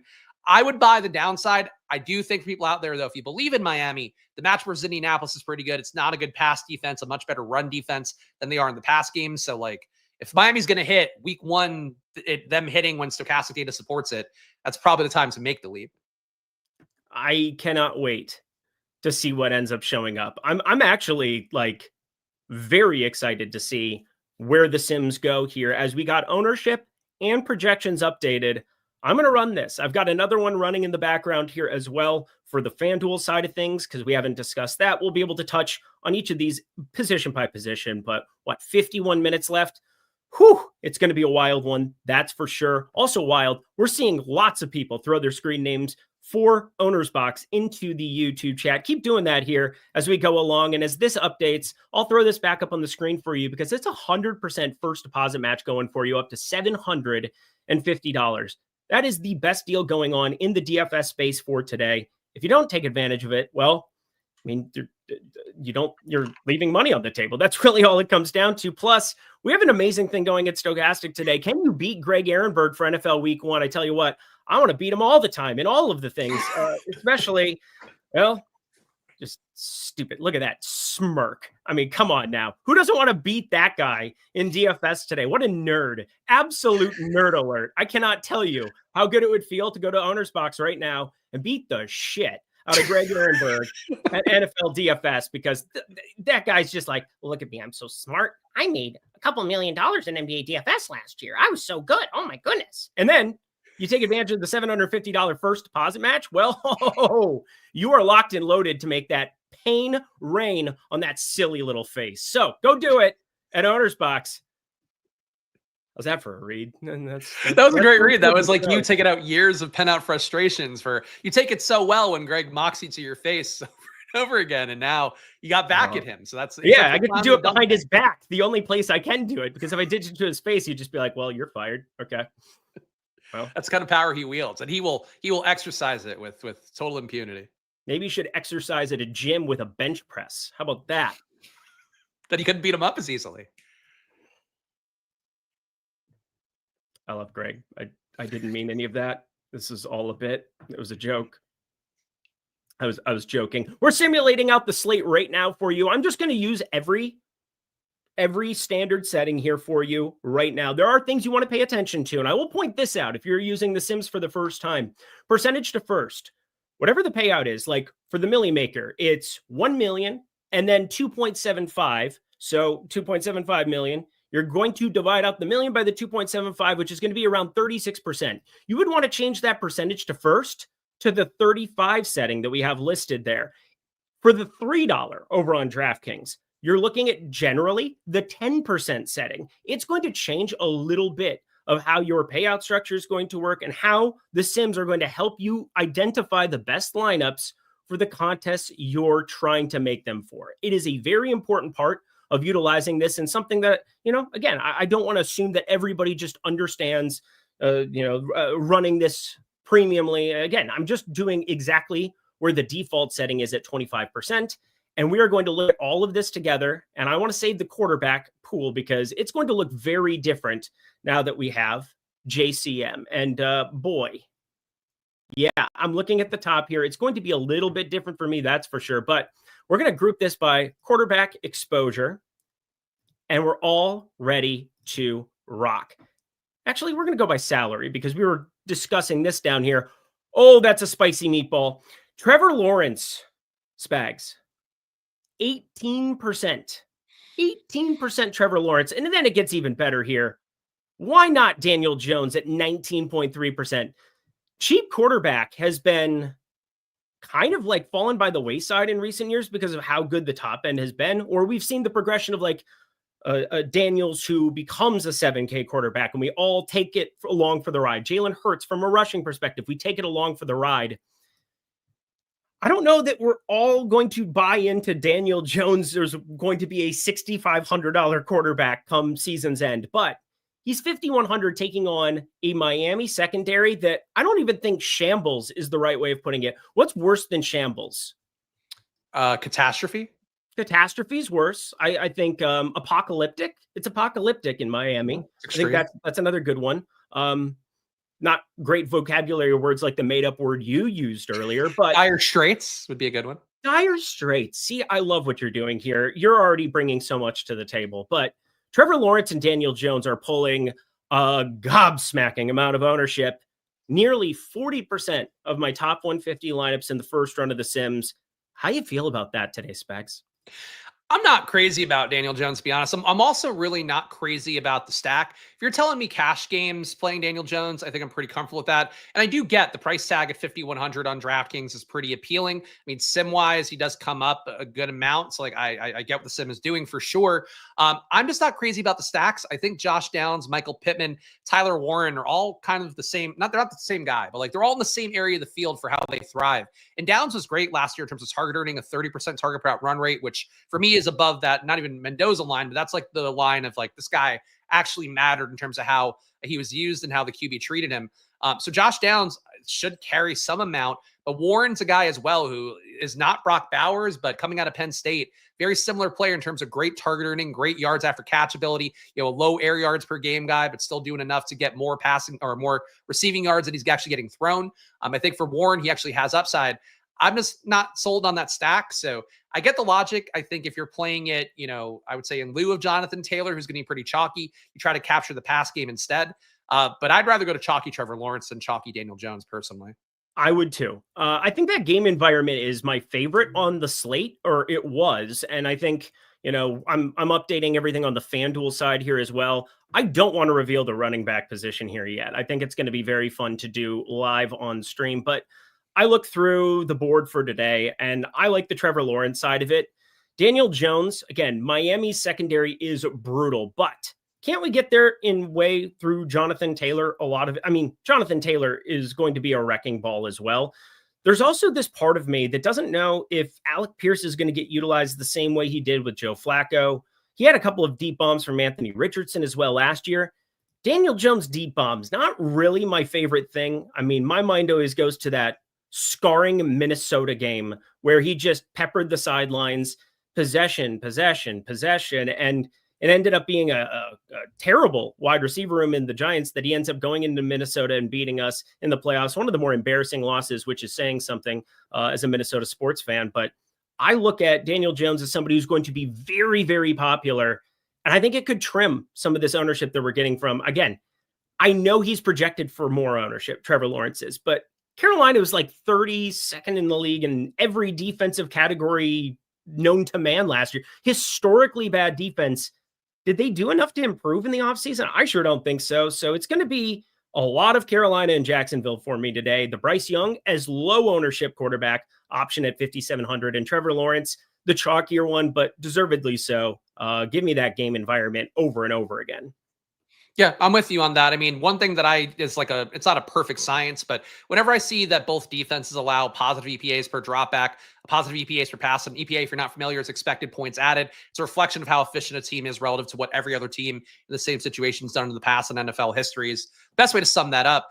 Whenever you have both sides being really weak in that category, and Carolina and Jacksonville last year, two of the worst teams in terms of EPA per dropback and pass, it gives you a better shot at a shootout environment. Miami lost some guys, and they were actually not as bad of a defense as you might think last year, giving up a negative 0.01 EPA per dropback, negative 0.01 EPA per pass.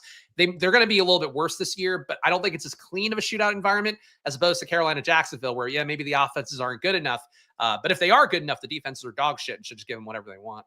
All right. Well, we got to talk wacko for Flacco before we get out of here. Good Lord Almighty. Joe Flacco, 48-year-old geriatric. No, he's not 48. He's something like that. I don't know. He probably pisses, in a what is it? Decatheter? Yeah. Yep. I had it right. I almost said a decanter. I do not want his piss in a decanter.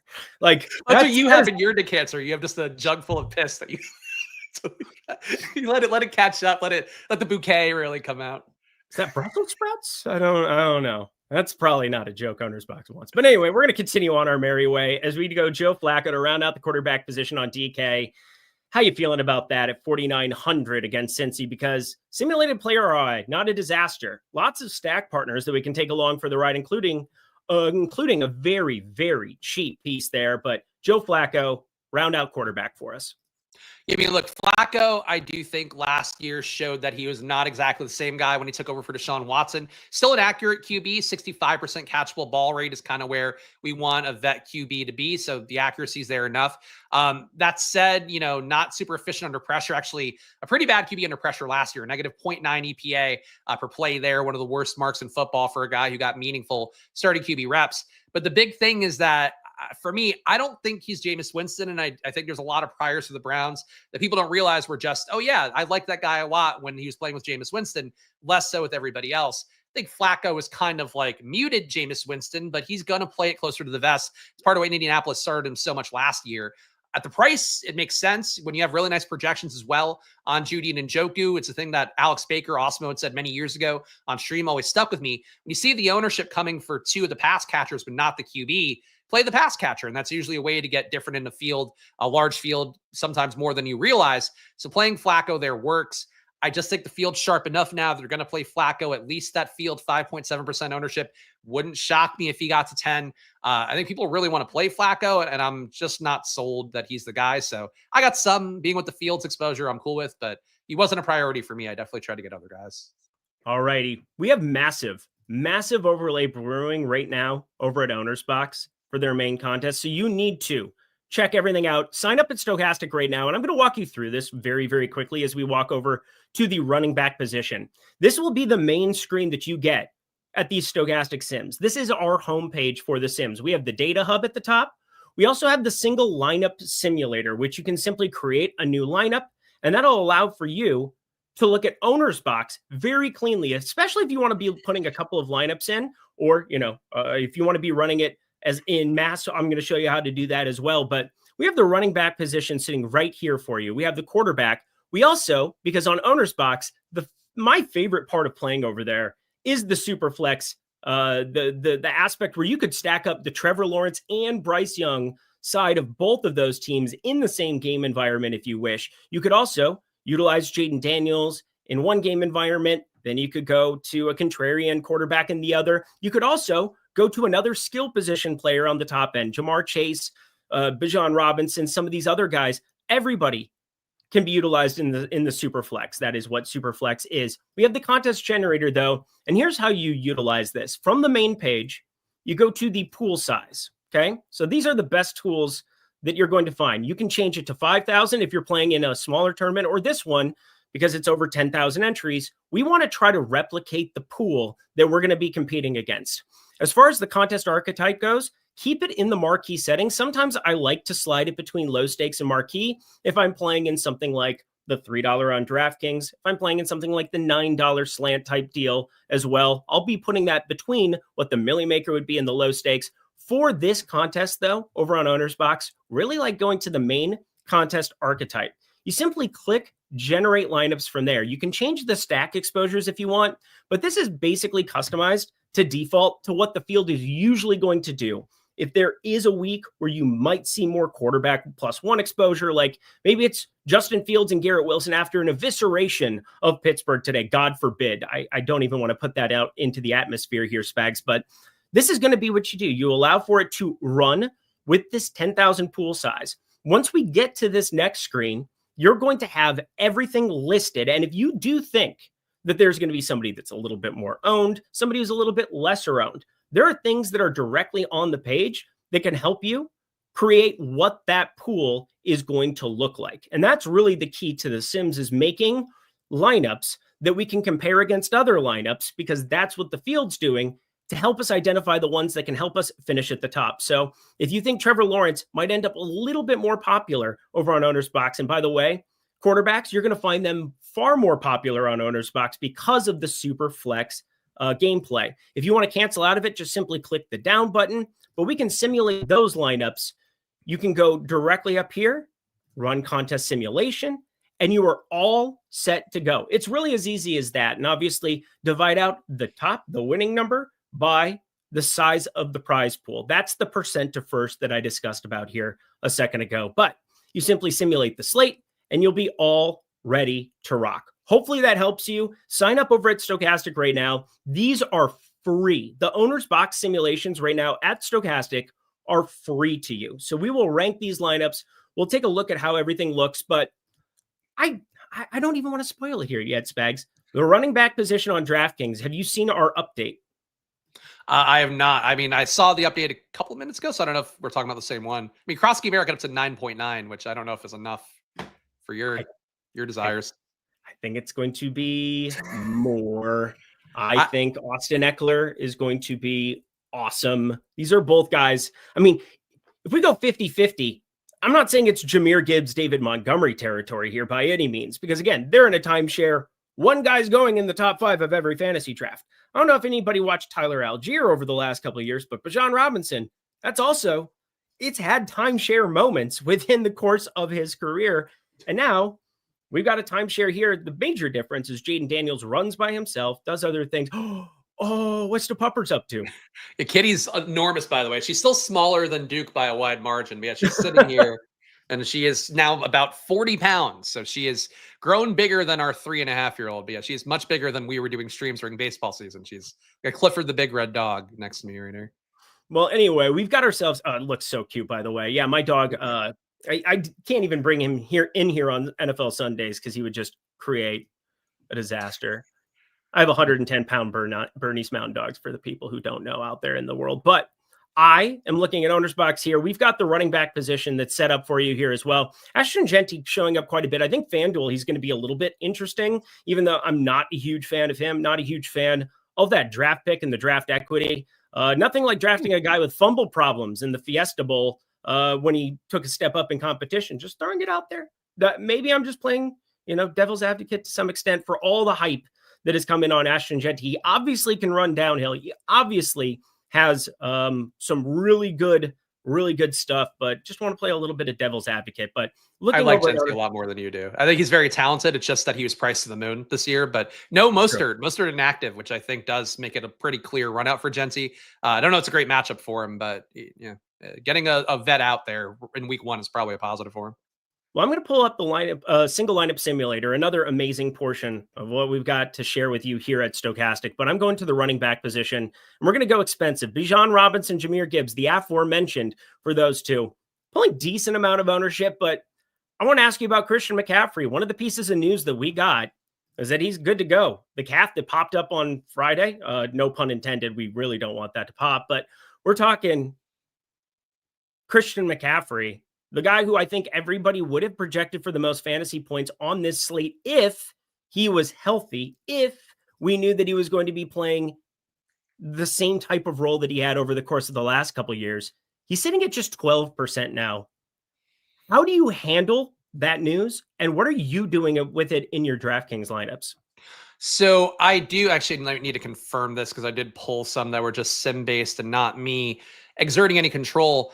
I only got 2% McCaffrey on the day. So I'm going the other way. I do think if you're comfortable pivoting, I mean, it's not even pivoting, but like if you have good lineups, you have McCaffrey in them going into the late slate, that you might want to consider swapping around, trying to take a different guy.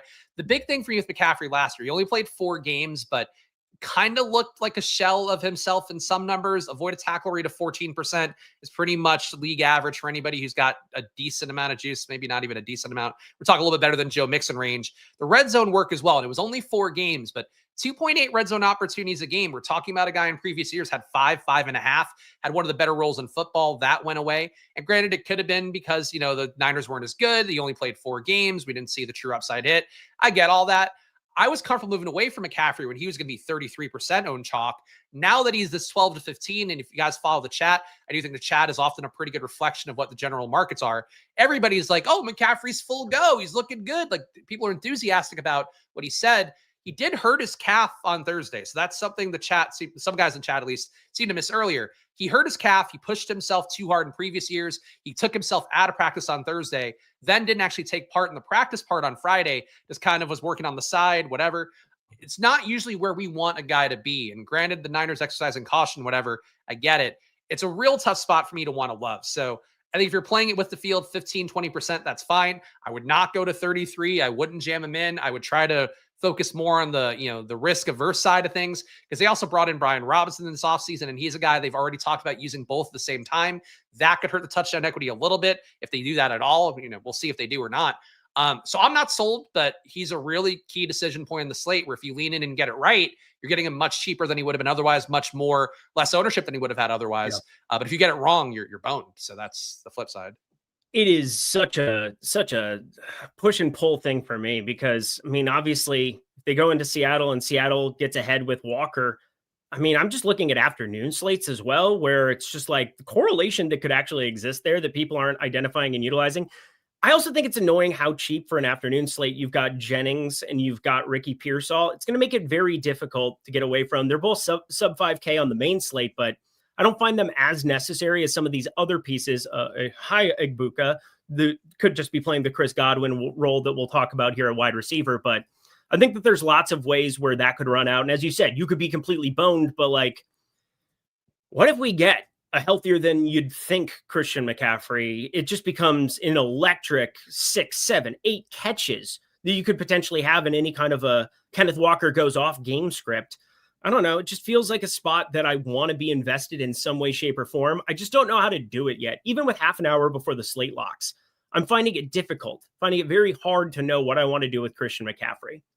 Yeah, and I really just think it comes down to, do you want a late swap today? I think a lot of the field's probably not going to want to, but I think, again, analyzing your lineups, which ones really depend on McCaffrey, which ones do you maybe consider if they're running hot, you want to swap off of them and, swap down to Josh Jacobs, swap up if you can to Jahmyr Gibbs or something like that. I think he's an interesting piece to have in that respect if you're willing to tinker in week one and use the late swap tool here in week one. But I think it comes with more risk than people realize. People were treating him like he was going to be back to the old stuff. And I think last year I saw enough signs of a serious decline that I'd be worried about that assumption when he hurt himself again in practice.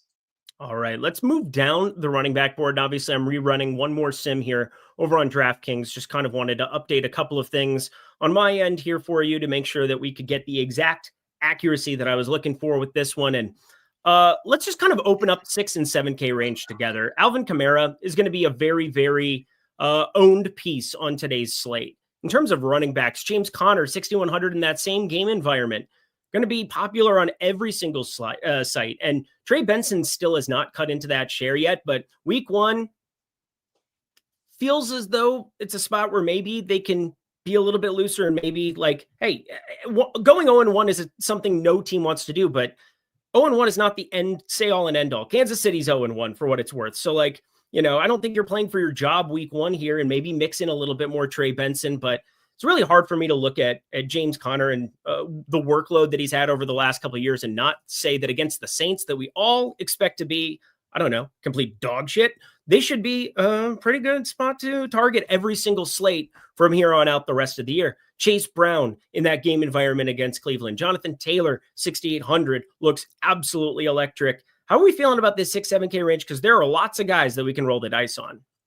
Yeah, it's hard to argue, I think, how James Conner looks like one of the better plays in the slate, fitting kind of the game theory stuff, fitting as well. The fact that he had a pretty dominant red zone role last year, 3.5 intended red zone touches a game. There have been whispers the entire offseason, including from Conner himself, saying that this year, Trey Benson should be the 1B to his 1A. It should be more of an even timeshare. So that would maybe give you some reason for concern, especially if you do believe the Saints are absolutely awful. But I think, to me, Conner is one of the stronger plays in the slate. Hard to imagine him failing. It just comes down to, on DraftKings today, you have a 850,000 person tournament. Does he have enough upside to get you there in full point PPR compared to every other running back on the slate? Like if Krosky Merritt hits at 4K, if Eckler hits, whatever, you have a million cheaper guys you can go to. They can all get to the range of Conner if he only puts up 1 touchdown. If he puts up 2, it gets a little bit tougher. So I think for Conner, I'm certainly above the field on him by a little bit, but I didn't go crazy. I think I ended up with 30%, fields at 19. He's a strong play to me. I think you make the case game theory wise, quite frankly, to take out Conner, Kamara, Achane, Jonathan Taylor, and just try to win with all the other RBs. But if you're comfortable getting the chalk there, being different somewhere else, and Sims will tell you that's a good idea, then hard to argue James Conner. Yeah, Alvin Kamara, though, really simming out well in this spot. I think he's probably going to be the cornerstone for my lineups. That is for sure. But moving on down, talk to me about Kenneth Walker, Tony Pollard, because these are two guys that I think I'm going to be way higher on than the field for today's slate. San Francisco's defense still has some issues. Home for Seattle here in this spot for Kenneth Walker. And I like Zach Charbonnet a ton. I think he's the more versatile back of the twos. But Kenneth Walker, I think, could just be described as a bowling ball. And there's just not a lot, I think, on this San Francisco defense that compared to years past, I'm all that worried about coming into this year. Tony Pollard for Tennessee, this is just a pure volume play. You've got, what's his face that's on the IR now? Tyjae Spears. So Tyjae Spears is going to be on the IR to start off this season. Somebody that I'm a lot higher on than I think the field was in best ball. But Tony Pollard overall, really like the idea of trying to mix him in at 5,700. Maybe more of an afternoon slate, but hey, his ownership's going to be way higher up there. We just got news. Travis Hunter will play the slot here for Jacksonville. I think that's kind of what I expected. So nothing that I'm going to be changing too much to account for that news. But how do you feel about these upper fives? Because I have a ton of interest in both. Yeah, I mean, I get the logic for Tony Pollard. I think in particular, if you're not playing Denver, playing Pollard makes some sense because he should have a full workload. I am also like you, though, if people followed my best ball streams, Tyjae Spears, one of my highest exposed guys. So hoping he gets back in there and is healthy after being so great at the end of last year. But for Pollard, he doesn't have as much juice as he used to in Dallas. I don't think he's the kind of guy you want to give 20 touches a game to. But frankly, if they get killed by Denver, if they don't get killed, you're probably going to see Pollard get you 15 to 20 and endless red zone work if the Titans are able to get in the red zone. So I get the logic there. The shot on Walker is pretty appealing. Seattle's defense comes up a good amount with the Stokastic sim. I was getting him at 30% at one point. I think I muted it down a little bit. But Walker paired with DST, that is something the top 1% of lineups have about 20% of the time, and the field plays it closer to 18% based on some data that came out from last season. So you are still good doing a classic RB DST correlation, and that obviously would move you off some Niners potential chalk. I think it's an interesting play to play it. Walker has endless juice. You call him a bowling ball, but like, he's a guy that's got a 31% avoided tackle rate every year in the pros. Yep. He's had 30% or higher. So we're talking like hallowed ground of a guy missing tackles left to right. The issue is like his efficiency kind of sucks because he does that, dances around so much in the backfield. But I think he's got big upside. He's been a guy that had great goal line work last year, good red zone work last year. And Clinton Kubiak, if you guys recall from the beginning of last season, led to some of the best performances of Alvin Kamara, really reliable performances of his career in terms of just not spiking occasionally. He's putting up, regular 20 PPR games. So I think Kenneth Walker in terms of this range would stand out. But like there's a lot of good plays, even Jerome Ford, no Judkins this week. Samson to me is not going to be ready to be a bell cow back. Ford's a guy who's spiked a lot in the past and is going to be a low-owned part of that Cincinnati-Cleveland game. It's going to have so much ownership. It's pretty appealing to me. If you're going to go off the beaten path of the chalky RBs, this range is one of the ranges to go to. Shout out to the filter, the chat filter on YouTube. Always got to love those when it comes on in. Some people are just fantastic, but it's fine. You know what? I get to play God over here on the YouTube chats. It makes me happy, but we've got it's just over 50% full over at OwnersBox. I'll just repeat this again. It's the best thing you can do for your bankroll today is heading over to OwnersBox, taking advantage of everything that we have to offer there. $750 for the deposit match.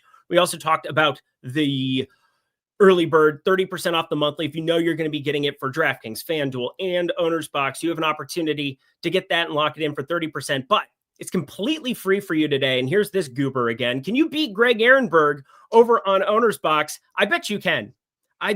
Please do. Actually, please do. Go take advantage of this because there's so many good things. $250K NFL Week 1 Sunday, 50% full. Unbelievable opportunity for you to go get yourself some dollars. They will make you hollers. I don't know why I said that. Running back, I'm going to have way more than this. I'm just throwing it out there. I don't even like Ja'Cory Krosky-Merritt. Maybe I will in a couple of weeks, and I'll take that back. But it's a 4K running back. It's Austin Eckler as well at 4,800, who I'm absolutely obsessed with. I'm going to probably do a couple of Jaden Daniels. I'm going to have to hand build out a couple of those, I believe, as I'm finishing out my lineups. But I'm playing everywhere today, and I can't imagine that a 4K running back doesn't have a ton of utility. Now, maybe Zamir White ends up being the pivot. I'm not sure exactly what's going on with that. I'm not going to be doing it for sure. But Ja'Cory Krosky-Merritt and Austin Eckler, we got that news. Have you updated your lineups? Because 22 minutes left. What's your game plan for utilizing these two in DraftKings scoring today? So I really labored over my lineups between shows, so I'm trying not to tweak them so I can kind of lock in here. Well, I had some cross. remember, Yeah. I was the one who told you NBA late swap. You need to throw all of that out the window to a certain extent. And then somebody won, I believe it was 50K or 40K it was during the NBA playoffs, 2021. No big deal. Just continue on. Go ahead. No, you are the late swap king. Obviously, we all know that. No, you were for that slate. Oh yeah, that's true. Yes, that was a great 2021 for me. That was a nice win that gave me a lot of flexibility that immediately went away when he bought a house. That was fun. Yeah, good. Bye. But yeah, like Eckler, I like a lot more than Krosky Merritt personally. The projections though are not that far off. Eckler at 11 and change. Assuming I have the most recent number here. Krosky Merritt being just under 10. I would personally believe in Eckler a little bit more. This is a guy who last year was just shy of 2 red zone opportunities a game. Brian Robinson was closer to 4. I think that Eckler gets closer to 2.5 to 3 this year. Jaden running more maybe throws off that feng shui.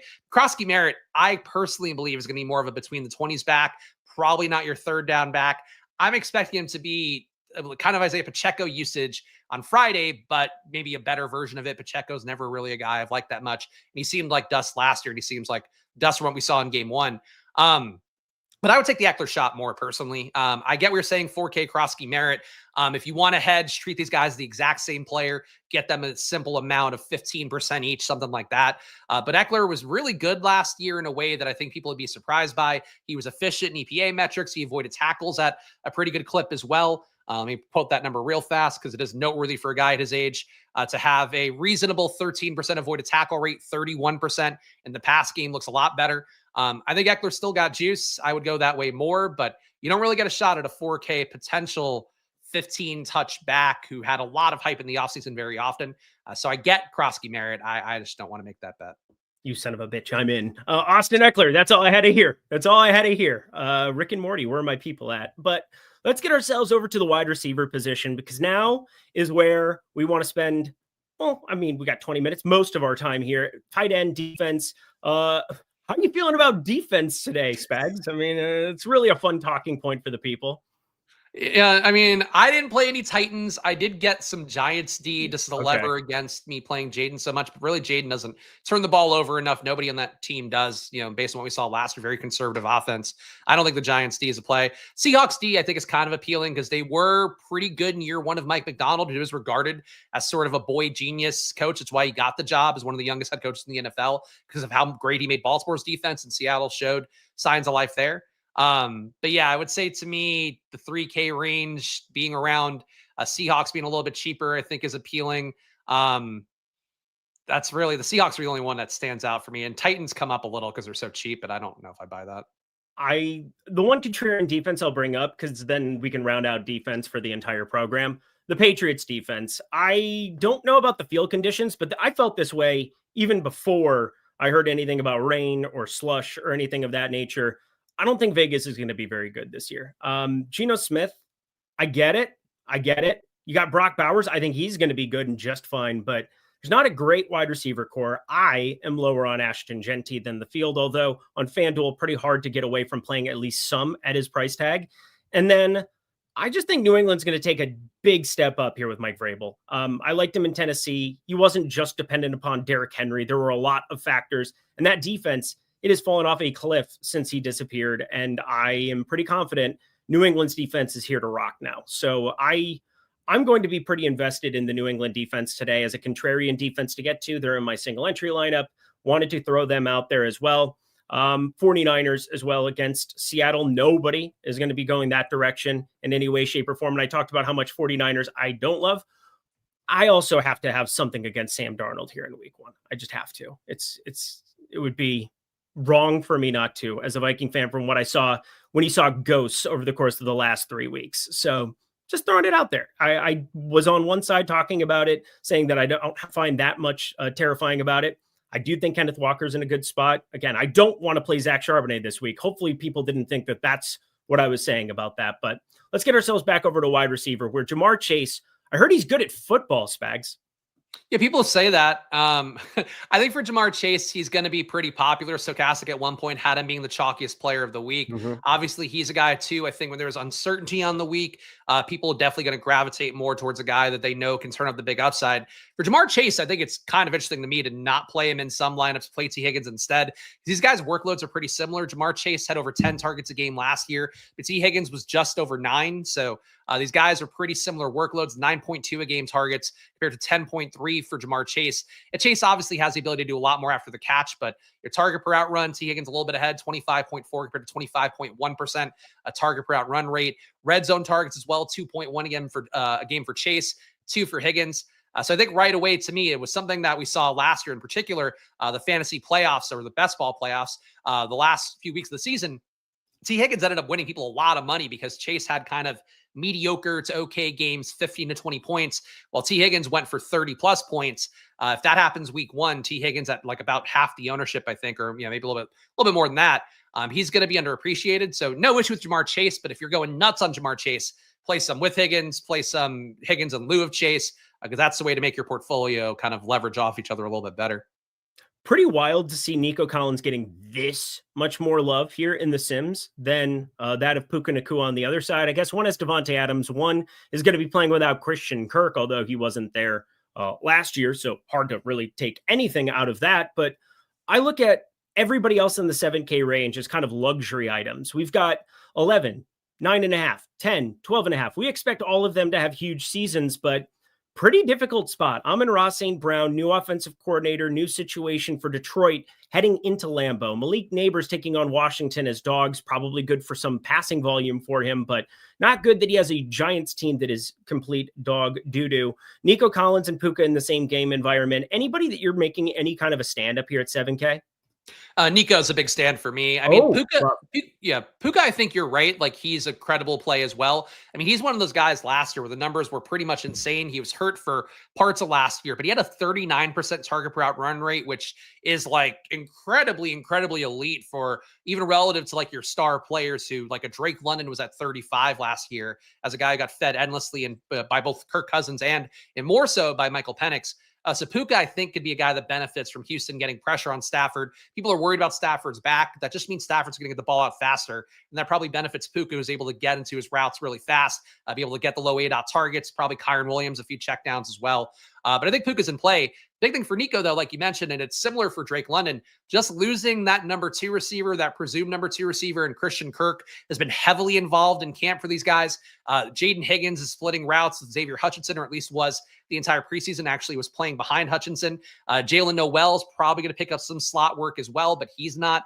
Shouldn't be a great target earner early in his career. If anything, he might get one deep play that pays off, but I don't think he's got the ability to take away from Nico, who was a guy last year floating around 7,500, upwards of 8K on depending on some weeks. I think Nico's a really strong play. So he'd be my preferred guy in that range. And I'm shocked it's only 11% expected ownership for him. I would have thought he'd get close to 20 because losing Kirk matters, I think, a good amount for how that math works. I do too. And I mean, Jaden Higgins, Iowa State guy, I'm very familiar with him. Went to Iowa State. Not that, I mean, that was like 15 years ago. No, not to date myself or anything, but whole point is that seen him play a lot of football, seen a lot of opportunities for him. And I don't find him any way, shape, or form going to hinder Nico Collins' receiving volume. Like, Nico Collins is a different breed. He is a different animal.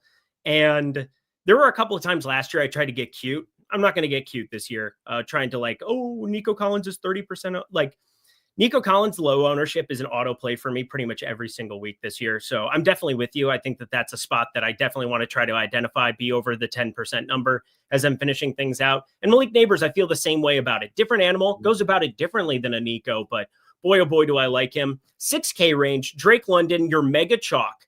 And I think we're happy to be embracing it. I think that news that Darnell Mooney's going to be out with that shoulder injury, also useful to Drake London. There's not really a lot else there, especially if old man Kyle Pitts can't figure his life out at some point in time. We're probably eternally going to eat that L, but is what it is. 6K range, it's Drake London and Mike Evans. Mike Evans is just, he drank from the fountain of youth. He continues to put up touchdowns all the time. Baker Mayfield has been resurgent in a Tampa Bay uniform. I don't think anything really changes there. Do I think we expect them to be as insane in terms of touchdown equity for Mike Evans this season now that Bucky Irving will have an entire season of being a bell cow? I don't think so, but I still feel really good about it. That game environment, not really getting to the quarterbacks as much in my final runs, but boy, oh boy, are Evans and London cornerstones of my lineups today, Spags. Oh, same here. I mean, those three, if you can make it work, Evans, London, Nico, I don't know if you're being sneaky at all in that respect. Probably only get chalkier if you put in like a Tet McMillan or a Gbuka above those guys, but I think it's a really strong top three there. I think these guys are underpriced for the people that we're now missing, which were not priced in, for Nico being without Kirk, for Drake London being without Darnell Mooney. So I think those are meaningful changes, but I like those guys a lot in the same range as Amon-Ra St. Brown and potentially a very competitive NFC North game. Maybe that makes him a little bit more appealing, clearly under 10% owned based on Stokastic data, but I'm willing to die on the hill of Nico, Mike Evans, and Drake London, and Neighbors as well, as they bring back to Jaden Daniels stacks, I think is really appealing play. So he's another guy over that hallowed 30% target per out run rate last year, and that's in year one. I think he should make the leap forward with Russell Wilson being a guy that we know very willing to attack downfield based on what we saw last year in Pittsburgh. All righty, y'all. Hit that like button for us as well, because we do have a special guest who's going to join us at the very end of this program, right around the 9:59 Pacific time. So yeah, 12:59 p.m. Eastern time mark. It just has to happen. I don't even know if I want it or I don't want it, because I don't want people to enjoy it as much as some other people enjoy it. I really don't. I think it's creepy. I think it's weird. But however, the people just want it, Spags. They need it. His name. The thing is, like, people who know we're talking about Puppet Lindquist know that, but it sounds like you're talking about me pulling out my genitals on stream, which I don't think people want. We got 18 weeks. We might have to spice up viewership at some point in time. I mean, these are almost 4-hour streams. At some point, you got to take your clothes off. The opposite of Dirk Diggler, where you pull it out and it's like everybody's like, "Oh, this is not a very tiny shiny." I'm not a star. I'm not a mother effing star. I'm an extra at best. So you're good for lighting. It's like the guy from Love Actually. Key grip is yeah. Martin Freeman in Love Actually. That was a good pull by me. But anyway, back to wide receiver to round out some of the conversation here, and then turn it over to nobody. We'll have tonight, though, NFL Showdown live before lock. That'll be with EMAC and my guy Matt as well for you at, what time is it? 7:30 p.m. Eastern time, 4:30 Pacific. Check that out. Matt Bellman, EMAC. Can't wait for that one. Christian McCaffrey expected to be a full go. Does that change anything for you? Because, I mean, I don't know what to do with him. I still don't. 10 minutes before lock. Yeah, I mean, I think full go, it's what I'm expecting. I don't know if full go is vintage McCaffrey full go. I think even Niners McCaffrey full go was not quite Panthers McCaffrey full go. It's all on the spectrum. But I think if you're treating him like you're getting the guy who put up 500 points in a year, I don't think you're getting that, but I think you could get a very good outcome here. There's just too many great RB plays for me personally.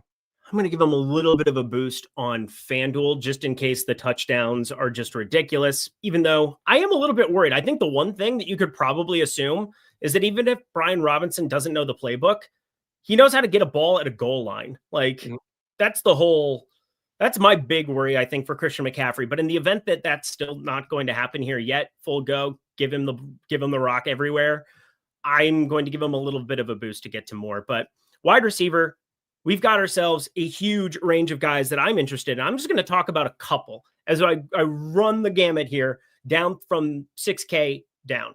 Jalen Waddle. I have to have some buyback for him and Tyreek Hill this season with no Jonnu Smith out there. Devon Achane, the splits for him too with Tua. I think doubles and triples of Tua are going to win people tournaments. And Indy, this is not the most imposing defense inside there in the dome. I'm all right trying to take a couple of shots on some of those doubles, triples in DraftKings large field. We've got Jerry Jeudy, who I think is going to be a very popular option purely as a run back to that Cincinnati spot. Joe Flacco, a little bit more pass first. Tyrone McMillan is my favorite wide receiver that I have maybe ever seen out of Arizona. I love this guy so much. But so does the field and the sim. 60%. He is the highest owned player across the board, both on DraftKings, FanDuel, OwnersBox, everything for me at the wide receiver position. Deebo Samuel, interesting enough. Chris Olave, I had to boost him to get to a little bit. Travis Hunter, we got news that he was going to be in the slot. Nothing's really changed for me. and Egbuka. This is the guy that I also just cannot live without. I mean, Egbuka, if he is playing the Chris Godwin role at 4,600, you are talking about an electric wide receiver out of Ohio State. We saw him play, all of the games all the way to the Natty last year. I think he is flat out good at football. And Emeka Egbuka at 4,600 will not be the case for long. We saw McMillan rise throughout the year last year. McMillan's on the shelf as well. And Ricky Pearsall, last one here. If Juwan Jennings is somehow limited in any way, shape, or form, you could see this go nuclear. There's really nobody else outside of Kittle and McCaffrey that I'm worried about in any target share. No wide receiver 3 that's on the back burner the way Jennings was, last year at the beginning of the year alongside everybody else that was in-house there, Brandon Ayuk before he got hurt. I have a lot of interest in all these guys. And last one to throw in, Xavier Legette. I know he's not showing up a ton in the Sims, but 4,200, there's a lot of opportunity that is now left, both by Jalen Coker being out and the opportunity to look at a wide receiver in Adam Thielen, who is as good in the slot as what he was. He has now since departed, not dead, but he's in Minnesota. Xavier Legette, I like him a lot. Who are some of your favorite tournament targets below 6K on DraftKings today, Spags? I think Leggett's a good call out because I like McMillan a lot. I think he was great. Like you mentioned in Arizona, great targeting, over 30% there per route run. Very efficient as well. Good after the catch, I think is a big thing for guys. Certainly Quentin Johnson was also good after the catch his rookie year, but I think Tet's a better player who I think is going to port over one-to-one to the pros a little bit more. If you're not playing Tet, given how chalky he is, and he's very cheap as well, and I think he would say projection-wise across the industry is a little bit better than Egbuka. I think go into Leggett, gives you direct leverage there. A Leggett Jatavian Sanders stack gives you even more direct leverage if that somehow has a turn its ceiling on McMillan. So I think there's a lot of game theory ways to play McMillan, both as himself and then also to kind of lever against him and also get some other cheap guys. Egbuka, I actually got a lot of here. I just couldn't really avoid him projection-wise. I'm not sold. He's going to be as great of a play week 1 as people think because on the depth chart, one weird thing in preseason depth charts or before the season starts, week 1 depth charts don't matter for everything. I thought it was odd that Godwin was listed as a starter and his direct backup was Sterling Shepard, and they had Egbuka listed as wide receiver 3. Yep. That could be something that matters. It could be something that doesn't matter at all. If he gets the Godwin role, he's going to kill this price tag for him. He's probably going to kill his best ball ADP as well. That was so high. If he doesn't get that role, though, if he's just slightly better Jalen McMillan, I don't know. That's great for Egbuka, and Evans is still really good, and Bucky seems like he'll be more involved in the pass game based on limited amounts we saw of him in the preseason. So I think there's ways to play that, but Egbuka being a primary look given his value in full point PPR makes sense. Jerry Jeudy, I got a good amount of as well. I think he fits the criteria. Not crazy about him at full point PPR, given the potential game script there. I do think he's a play that I'm willing to be with the field on. And Malik Neighbors, we talked about already. I got over 20% of him. Evans. Debo, I'll make the case for. Debo, people think he's fat, think he's washed up. The reality is he's probably going to get force-fed the ball a lot. Might get force-fed a lot of things if he's as fat as people think. But he is a guy that had this entire offseason with Terry McLaurin being banged up. He was the wide receiver 1. He's a guy that should get some easy scheme touches by the red zone, if not at the goal line. And McLaurin last year scored a lot of touchdowns as somebody that was heavily invested in the Commanders, watched every single game. Scored a lot of touchdowns last year that were not like Terry McLaurin touchdowns, slants at the 1 yard line, things like that. I think that immediately goes to Debo, and I would find it hard to believe he doesn't score 10 plus touchdowns this year. If I get that wrong, I'm going to be screwed in a lot of different formats of gambling. But Debo, I think, good bet to get as part of the Commanders bet if you are playing Jaden or even if you're not. Oh, man, I got all my lineups in during the course of that as well. You are the best that could possibly be sitting alongside me. At Chris Spags, go follow him on X for sure. We've got the tight end positioned around everything out here. Again, got to learn to space it out a little bit, figure it out here as we go. Again, quarterback, we talk about a lot of the stacks within, and tight end, not a throwaway position by any means, because you have upside guys like Brock Bowers, Trey McBride, George Kittle, Sam Laporta, David Njoku. Will he stay long here with Cleveland? We shall find out. But definitely the guy that I'm looking at over on DraftKings that is showing up the most, 38% David Njoku. That's a spicy meatball, my friend. Who are your favorite tight ends to round out our program? Yeah, I also got 21% Njoku, so I'm there with you. Tried to split up my Jeudy and Njoku a little bit because I think they're both going to pop in pretty naturally. He's going to get hurt a little bit by Harold Fannin being in the mix. Fannin was working with the first team playing out of the slot. That's not great for Njoku, but he was still a great target earner, played well with Flacco in the past. I still would tend to be more on the side of Njoku for week one. Trey McBride, I got 18% of. Zach Ertz, I got 10% of, in large part because of the trickle down of having Jaden Daniels more. Bretton Strange for a cheap guy I like. Theo Johnson, I think is more risk to it based on the projection. I think he's another cheap guy. And Julian Hill of Miami, who is not a name you'll hear about the industry a lot, but I was surprised to see industry projections being a little more in favor of him.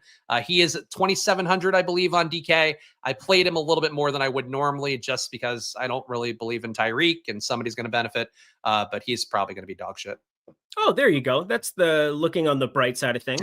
Great. He's probably going to suck. That's really what we want to hear out of our tight end plays and things of that nature.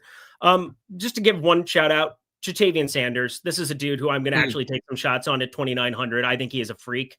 Out of Texas. If it weren't for a freak neck/head injury the tail end of last year, I think he would have showed out. Plus, the slot is wide open.